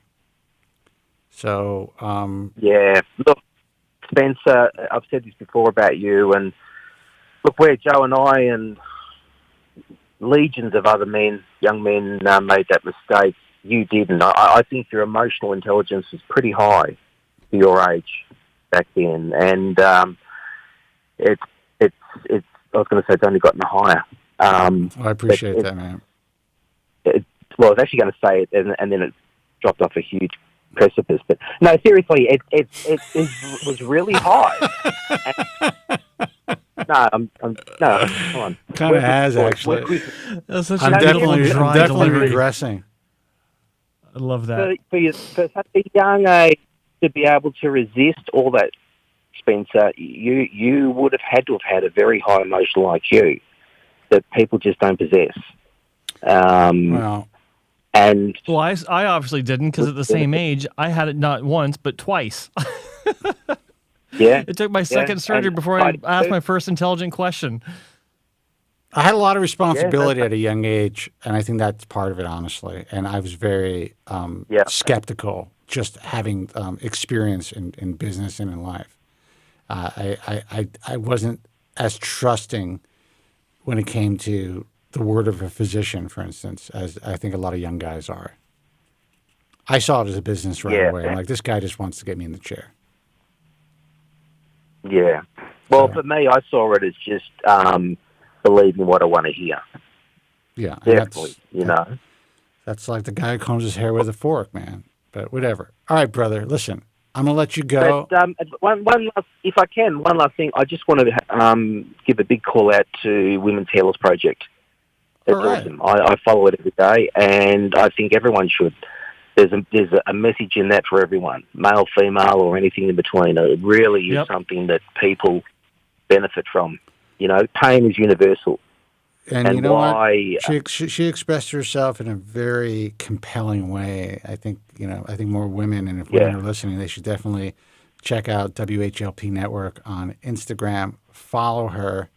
I mean, there's really no one in my view. I mean, there's some good people out there, but there's really no one in the field who, or any of the influencers who I think really express the pain and also the triumphs that you could have as a hair loss sufferer, as a female hair loss sufferer, as she does. Yeah, she's hot. All that pain. Oh yeah, she's a smoker. But am I still allowed to say that? Are we still allowed to say that? Or is she going to sue me now? Probably not. But no, she channels all of her pain from the age of 21 into helping others, and that's an incredible service. So not unlike yourself, guys, as well. Thank you, because without your show, a lot of people would be getting fucked up big time. Absolutely. Maybe one day we'll have her on the program. We'll see. All right, brother. It'd be nice. Yeah. All right, thanks, guys. Adrian. All right. Good hearing from you. Have a good day. Take care. You too, Jake. See you guys. Bye. Be good. 888-659-3727. We have time for one more call because we were a few minutes late.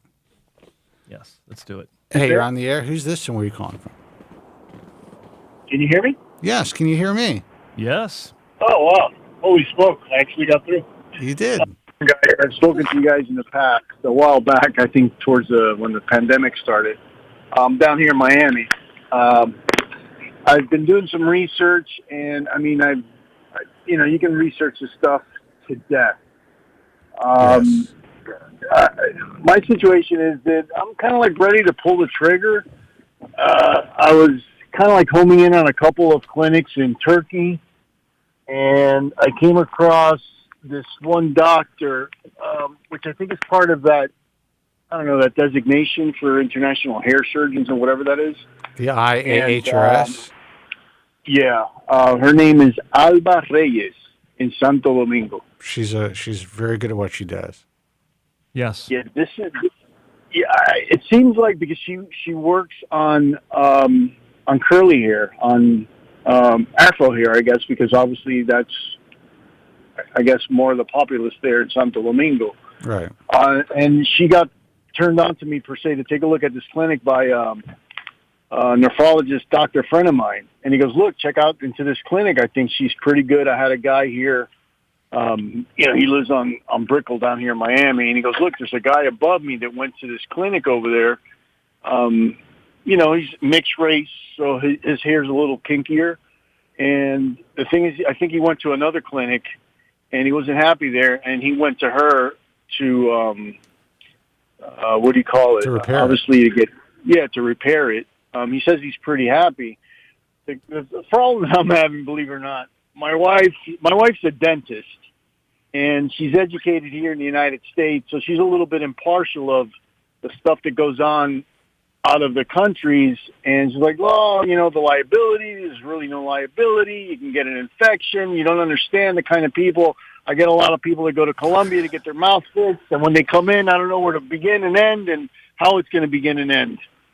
So I'm like, I'm like a little bit tossed. So, I've looked at HLC in Turkey.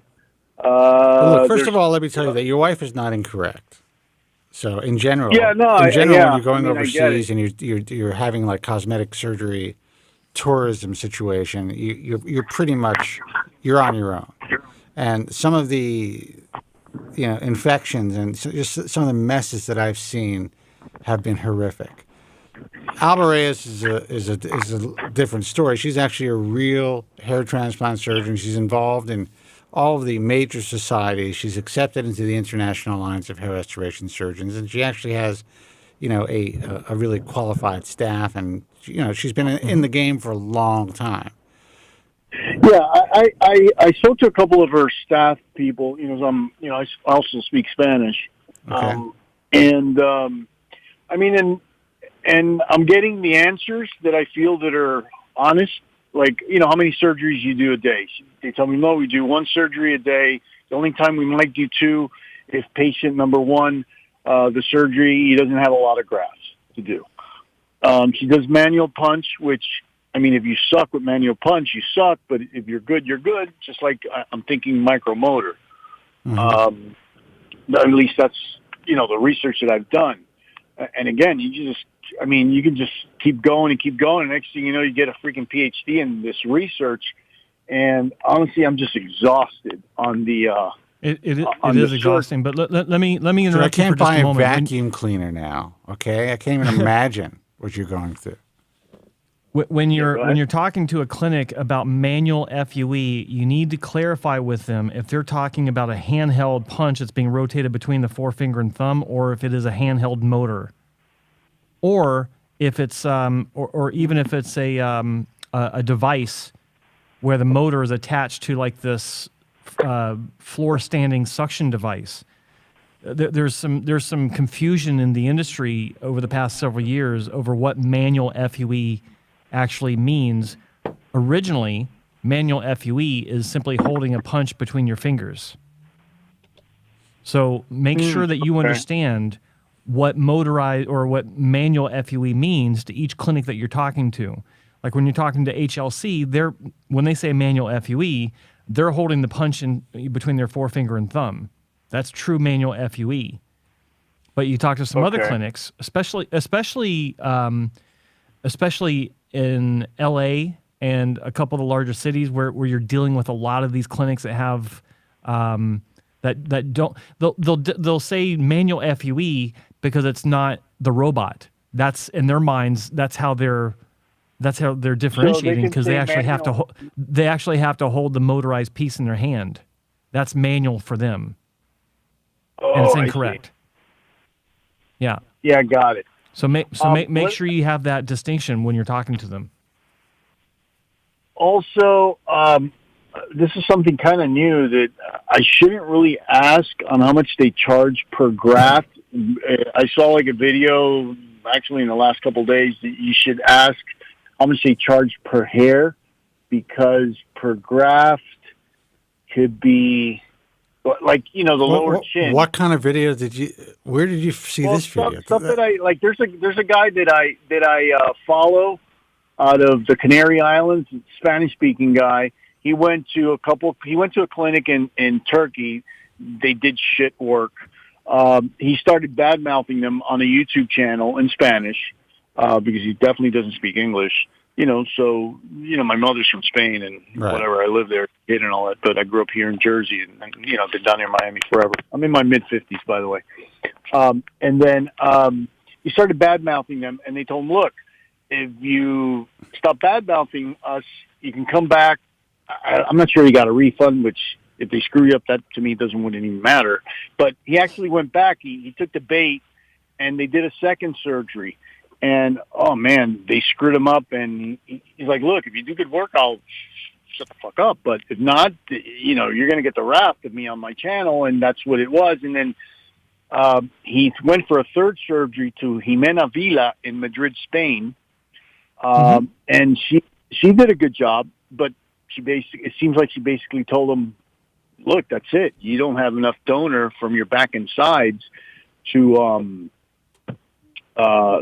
do anymore. So you're probably going to have to do micropigmentation to mask this. So now what he's done, he's kind of like switched his channel, and what he's doing now is recommending for like €50 his so-called consultation to refer clinics that don't have a large weight and they're around €2 or less in Spain. I don't know. I haven't bitten that. All right, brother. Listen, I'm just going to tell you something. I don't know about this guy, and I feel bad that he got screwed, but it's actually the opposite. You don't want anybody selling you hairs. I've always felt that it was, and I don't know if Joe agrees with this, I always felt it was questionable and odd, and it always made me feel uncomfortable rather, that people were selling this cosmetic surgery on a per graft basis. I understand why it was done. I understand how it evolved, but when people start selling it per hair, that's splitting hairs. Yeah, you're in trouble. You're in trouble. Yeah, I don't know. Are. I mean, you are in trouble because basically what they're going to say is they're going to say, well, we only charge they're going to say, well, we only charge $2 a hair or whatever it is, and they're putting in 3-4 hair grafts into your scalp, and like, wait, we gave you instead of say a round number, instead of 5,000 grafts, they're going to say, oh, we were able to get 8,000 hairs. And they're going to charge you for that. Do the math. Yeah, because how do they really count? Dude. Because I went here to Miami. I actually found a clinic, a doctor here that actually went to, ironically, the same medical school my wife did up in Washington. And I sat down with the guy. I know he didn't like the questioning, but I felt comfortable that I kind of feel I know what to ask. You said your wife's a dentist. Is she a maxillofacial surgeon, or is she an MD too? No, she's not an MD. She does some implants, but the office has gotten so busy that she brings in a surgeon. And the reason I ask is you just told me that the doctor that you had a consult with. Well, they went to the same she went to the dental school of the same medical school up in D.C. Okay. And then I sat down with him and I asked, because I went with my friend Frank. And Frank just wanted to pull the trigger right. I go, no, man, I'm not just going to pull the trigger, pulling the trigger, because, you could get screwed up. Effing Frank, man. He's always getting people in trouble. Effing Frank. Yeah, effing Frank. Well, he went. This guy was charging $2 a graft here.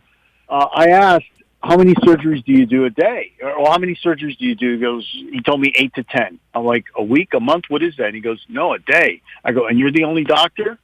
He said, yes. I'm like, no.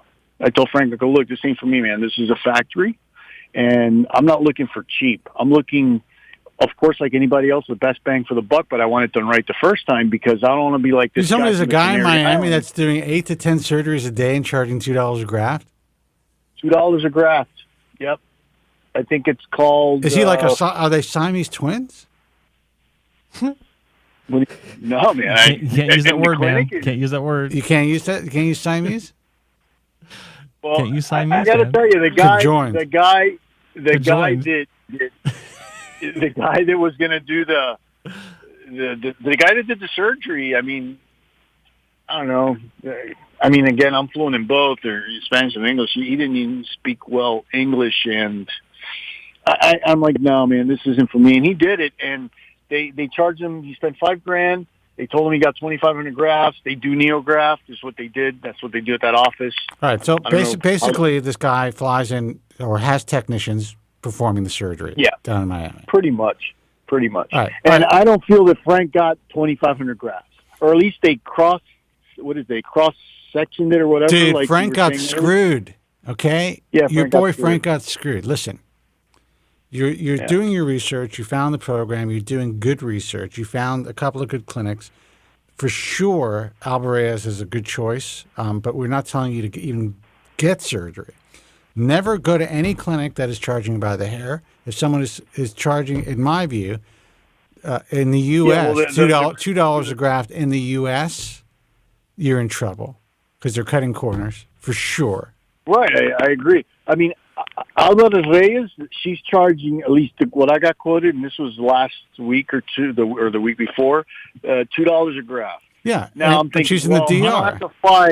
I don't have to fly 10 hours, 11 hours to Turkey, where I can just fly to Santo Domingo. It's a 2.5-hour flight. I go on a Monday, relax, get it done Tuesday. Wednesday, I get the wash. Thursday afternoon, I'm back in Miami. And I'm not. I mean, that's the way I look at it. But again, I'll fly 25 hours if I have to, just not to do a Frank. You know. Well, here's the thing: we can't tell you who to go to, but you are in the direction of doing good research for sure. And you know, if you're comfortable with going to the DR, and if you're comfortable with the price, I can tell you that at the very least, if Alba Reyes believes that you're a candidate for surgery and she thinks that you could have the outcome that you're looking for, I believe that she'll be honest with you and she'll guide you in the right direction. She definitely has the chops and they have the staff and the ability to provide you with a state-of-the-art hair transplant. Now, with that said, it still doesn't mean you're not going to get effed up because that happens in everybody's practice. There's always somebody that is unhappy with their procedure. Right. That's it. I mean, I haven't spoken to her. I've spoken to the staff. Do you think I should maybe ask to speak to her? I mean, I don't think I'll be out. Here's what I would do.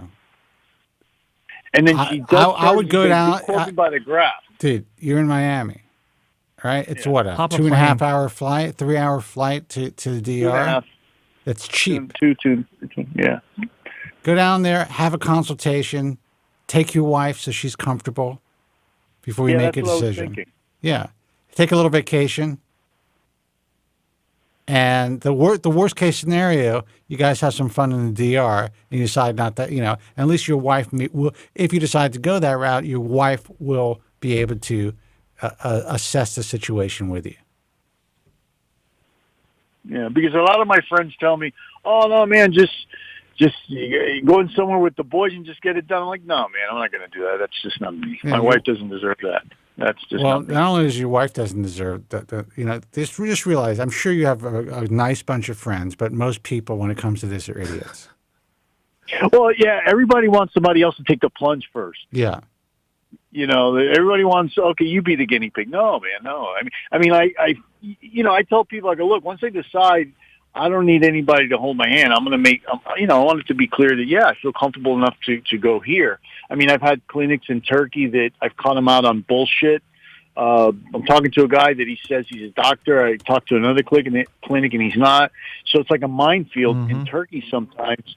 So I will only talk to like maybe a possible HLC, which you still don't know who the surgeon is. Here's how I feel. I'm going to let you go in a second. If you're talking around the same amount of money, to me, you want to go to people who have a level skill set, who've been in the industry for a long time, who have the right credentials. So if it's about the money right now and you're thinking about going to Turkey or going to the DR, it's my vote to go closer. I mean, my wife tells me, she's really, really adamant. Look, get it done here in the U.S. She tells me, do you need a loan? No, you don't. Get it done here in the U.S.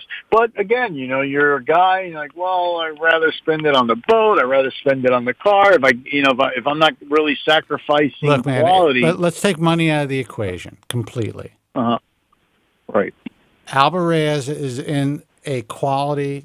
Is in a category that you would find in the best category here in the U.S. That's all I can say. What do you think about that, Joe? Joe, wake up, man. Joe fell asleep. Oh, you asked me finally? Yeah, he's zoned out for this. Dude, I'm looking at. I'm like, you guys continue. I'm like, what do you think about that, Joe? And I see his eyelids slowly, blinking. Yeah, well, I was just letting you guys talk. No, okay. So take the money out of the equation part.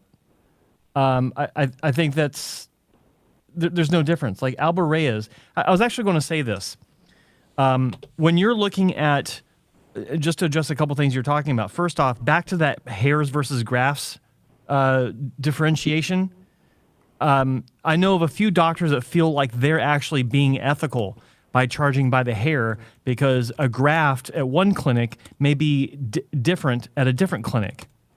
Like there's not really a solid definition for what a graft is, but some grafts will be smaller, some grafts will be bigger.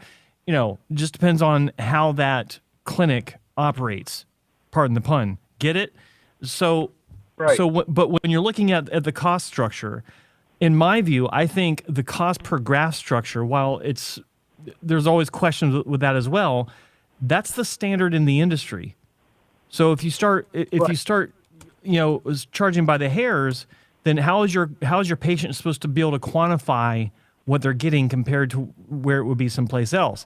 Not to mention the fact that when you're charging by the hair, you can say, well, I'm giving you 8,000 hairs. The guy down the street's giving you 4,000 grafts, and it's the same price. A lot of patients are like, well, double the amount of work for the same price. It sounds silly when you spell it out, but that's what a lot of people think. Well, right? I just remembered it. It was from a clinic here, a doctor here in Fort Lauderdale. He did a video with a patient that he did FUT, and then he mentioned because the clinics, some clinics they'll split the hair once they remove it, and then you're not really getting a full graft or something. No, I understand. I understand. I understand the arguments. I understand all the points. I've heard them all 100 times, but it doesn't detract Don't get from Joe the fact started, that caller. That the per graft model is the industry standard. Everyone charges by the graft. And that's what I was saying before. It's like a graft isn't always a graft from one clinic to the next. I totally get it. But then there's the argument of, well, how about charging by the actual placement? Because not all the grafts that are extracted will be placed. Or how about charging by the actual extractions, not the placement? Because all of this, what you have to understand is, yeah, you're paying for a service, but they're charging for their labor, or they're charging for the product disguised as their labor, or vice versa. Like if you really want to learn about this stuff, ask the clinic, why are you charging per graft? What happens if X number of grafts that you extract aren't included in the actual final insertion plan? Like you could really do it, whittle this thing down to details that no one really cares about. But if it's something that you're interested in, ask and see what they say. But the cost per graft model or price per graft model is an industry standard, and that's why I think charging by the hair is unusual and unnecessary. Yeah, but back to Alba Reyes. Back to Alba Reyes. Mm-hmm. When you're talking about Dr. Alba Reyes, compared to hopping on a plane, flying 25 hours to wherever, I understand the draw to do what everyone else is doing that you're aware of. Because a lot of people haven't heard of Alba Reyes. I know this woman. She's great. I think she's really good. I know her husband. I know their office manager. I've talked to them many times. The fact that they've been given IAHRS accepted status, I think, is a big consideration that you should factor in to your final decision. But beyond that, look at the facts about the clinic. They've been around for, I think, over 20 years. She's been in the game for a long time. What, 23? And when you look at a clinic, if you want to compare her, and I'm not selling for her, but I'm showing you the logistics of how to determine who's the right one for you. So you're considering her, but then just don't forget when you go there to give her the code main event. Yeah, exactly. for my 10% kickback. But look at any clinic objectively if you haven't heard of them before and someone says, "Oh, check out so and so." Okay, one of the first things you want to do if you've never heard of this clinic and you're not sure about them, to see how long they've been around, go to the who is of their website. Type in who is : and then the www.turkishhairclinic.com or whatever the name is, and see when the domain was first registered. If they've been doing it for 15 years, how come their domain was only registered 3 years ago? Got it. Right? Yeah. Like it's small things like that that actually make a difference for someone's research, or should. I mean, I spoke to them 3 days later. I followed up with the other girl. She tells me, hey, listen, we actually have a cancellation on the 18th, which would next week. But I spoke to the guy that went to the clinic. He happens to be in Spain till the 18th. So I figured, well, if I don't get this done by June, I'll just wait till September because, the summer's coming up. It's just all that. So I've waited this long, I could wait.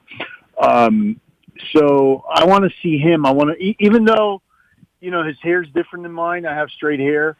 I want to talk to him. I want to see his before and afters. I only see the afters, but, I don't know how the before was. So I'm going to see him, and then I'm going to reach, I'll reach out to them again. Another clinic that I've looked at, which I think was doing good work. The only thing is they stopped communicating with me when I asked, are you licensed locally, which was Bogota Hairlines. The moment I asked that, because I had dude, dude, what's your name again? Juan Iglesias. Juan Iglesias. Listen, Juan, I'm gonna tell you something. Yeah. Listen to the name that you just gave us. Bogota Hairlines. Oh. All right? Uh-huh. Just think about that. What do you... Just think about the fact that this company who performs surgery on people's heads are willing to name themselves Bogota Hairlines. This is real cosmetic surgery, bro. Yeah. What if you want crown work done? Oh, yeah. What do you do? You're screwed. They only do hairlines. No, I mean, look, I'm gonna hopefully convince one way or the other. If Reyes is, it seems to me that's forget about Reyes. Go to a doctor who promotes themselves as a doctor. Go to a doctor that has real credentials that are associated with organizations that you can go to if there's any issues. That at the very least there's a liaison between you and the physician. You don't want to go to somebody who you're contacting just through WhatsApp, or that you found online, that you ask them a question and they shy away from you. Go to a real doctor. And your wife is not incorrect, because as I'm listening to the type of research that you're doing, while you've stumbled onto some good research, you're also going in a really dark direction too. So, I mean, your wife's not wrong. Yeah, and I mean, and talking to my nephrologist friend, he goes, look, me being a doctor, she's not wrong, because he had a clinic on the West Coast here of Florida, and he did have a patient once that developed an abscess, and they had to freaking open her up because she had work done in Colombia. And hang on. Let me stop you. Hold on. Listen, I know what you're talking, like Spencer says, your wife's not wrong, and that's true. But let's not kid ourselves. Shit happens in the States too. Yeah, of course. All these doctors have patients that have been messed up. Dude, I went through a meeting a couple of years ago, and this guy from Illinois comes to me and goes, "Did you hear what happened?" Which I did, but I may believe I didn't. I'm like, "No, what happened?" A guy died in his chair. Yeah. And he was giving me every excuse. Well, we did the heart workup and everything seemed fine, but apparently he had some sort of underlying issue that he didn't tell us about. And the guy's dead from a hair transplant. The guy's dead. Yeah, I mean, I belong to some of these forums, and I'll be honest, a lot of these guys, they kiss each other's ass. Oh, yeah, that looks beautiful. Like, what the hell happened to your temples? Why did you ignore the temples? Yeah, stay off the forums, dude.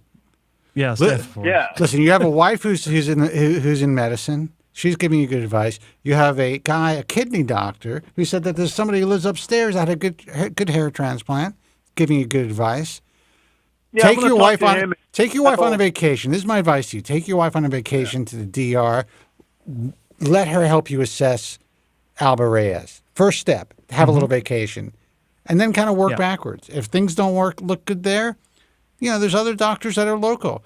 You have a few really good doctors in Miami as well. You have Go to Columbia, look at Bogota Hairlines. Find Bogota crowns in case your crown ever needs work.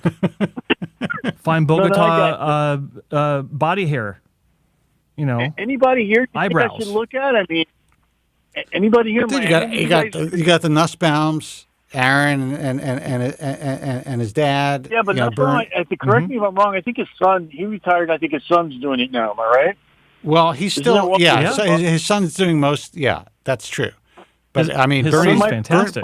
But his son has been doing hair transplants. Literally, has been in the office cutting grafts since the age of 14. Yeah. You got Alan Bauman down there. You have Jeff Epstein down there. You have Glenn Charles in the area. You have some really. You can have a lot of consultations, and you can learn a lot. Yeah, I think that's what I should do before. I mean, I'm not gonna. I think Alvin Reyes is good so far. And the questions I've asked, I think are, honest. I understand it's a business at the end of the day. I'll probably do that trip that you suggest. But I do want to look up some guys here and at least, see if I'm getting. I was going to suggest do the local first, the local circuit first. So what are the local guys again? I'm going to write it down. Just go to iahrs.org and look for doctors in your area. There's several. You can have a consultation with all of them, and I don't know. A couple of them probably charge for the consultation. But it's worth it. It's worth it. Yeah. Yeah, no, it's worth it. To me, it's worth it. Okay. All right. All right. Yeah, that's what I'll do. Well, listen, great getting a hold of you guys. You guys lived through the pandemic. But please, do me a favor. Take your wife everywhere. Let her see things with her own eyes because you got to live with her, man. Yeah, and I'm not gonna, like this guy that I know, so he goes, "Oh, just go," and the guy's trip. I'm like, "No, man, I'm not gonna do that shit." Because God forbid something would happen. I'm like, "Fuck, a guy's trip to essentially have surgery that will change the rest of your life, good or bad." I actually had someone send me a link this morning from a clinic talking about how in Spain they've issued a travel advisory for anyone going to Turkey for hair restoration or cosmetic surgery because 4 Spaniards have died there in the past couple of months. And I'm thinking to myself, yeah, it's true. Guy from that Spanish channel mentioned that. And Lorenzo but it's like, from Spain but how is that any different than anywhere else? I know of 3 instances in the United States where someone died from hair transplant. Yeah. I know it's all sensationalized. Here in Los Angeles, somebody died not too long ago. It was about 4 or 5 years ago. Dead. Yeah. There's one in Chicago. Went to a $2 graft clinic. I remember this clinic. Dead. Used to be on Venice Boulevard. Had neon lights, signs, $2 a graft, hair transplants. Obviously, Alba Reyes charges less over there because of the cost of living. Am I correct? I mean, just like Turkey. It's the DR. Did you ever go down there? No, I've never been to the DR. You could have a girlfriend for a sandwich. It's a different world, man. Okay. All right, we're going to wrap it up. All right, guys. Yeah.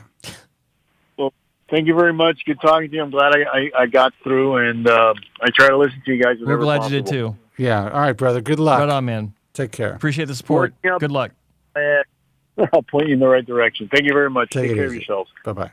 All right. Bye-bye. Bye-bye. Guys who are holding on, sorry, we got to go. I just ordered a pizza. I could see that Joe's hangry. Let's get out of here. Blame it on me. You're the one that ordered the pizza. I had a burger before we went on air. I'm good.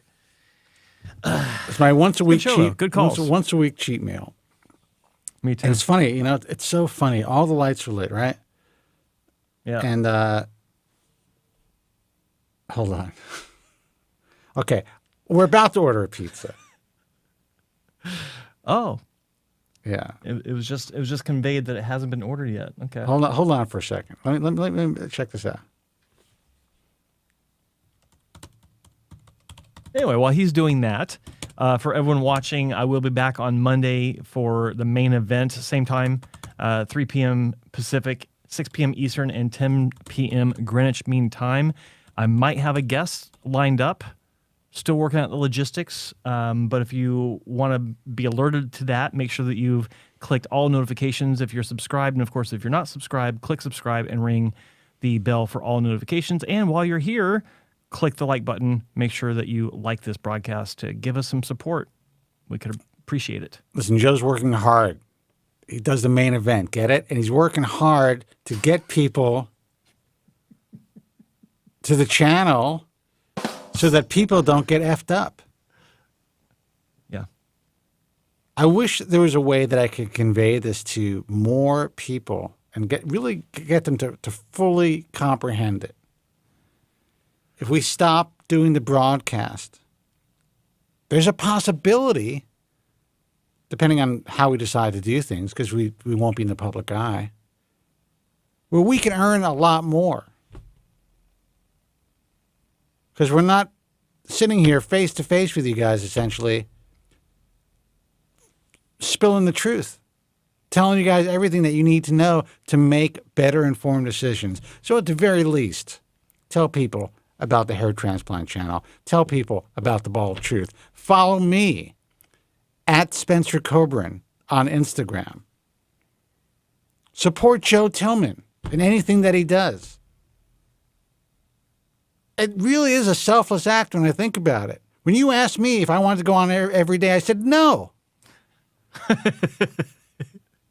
I believe the words were F no. F no. Why would I want to do that? It's torturous just doing it on Fridays. Just kind of kidding. Not kidding. All right, guys, listen, we're going to go. Caller, sorry, you might as well hang up because we're not going to take your calls. But thank you for trying. Thank you for playing. Thank you for the effort. Until next time, be strong, God bless, and thank you all so much for listening. Have a good night. Thank you very much. I'm sorry for any inconvenience you may have been put to prior to the programme, and I'm glad you enjoyed it. And if you could now leave by the exits at the rear, that'd be splendid. Thank you.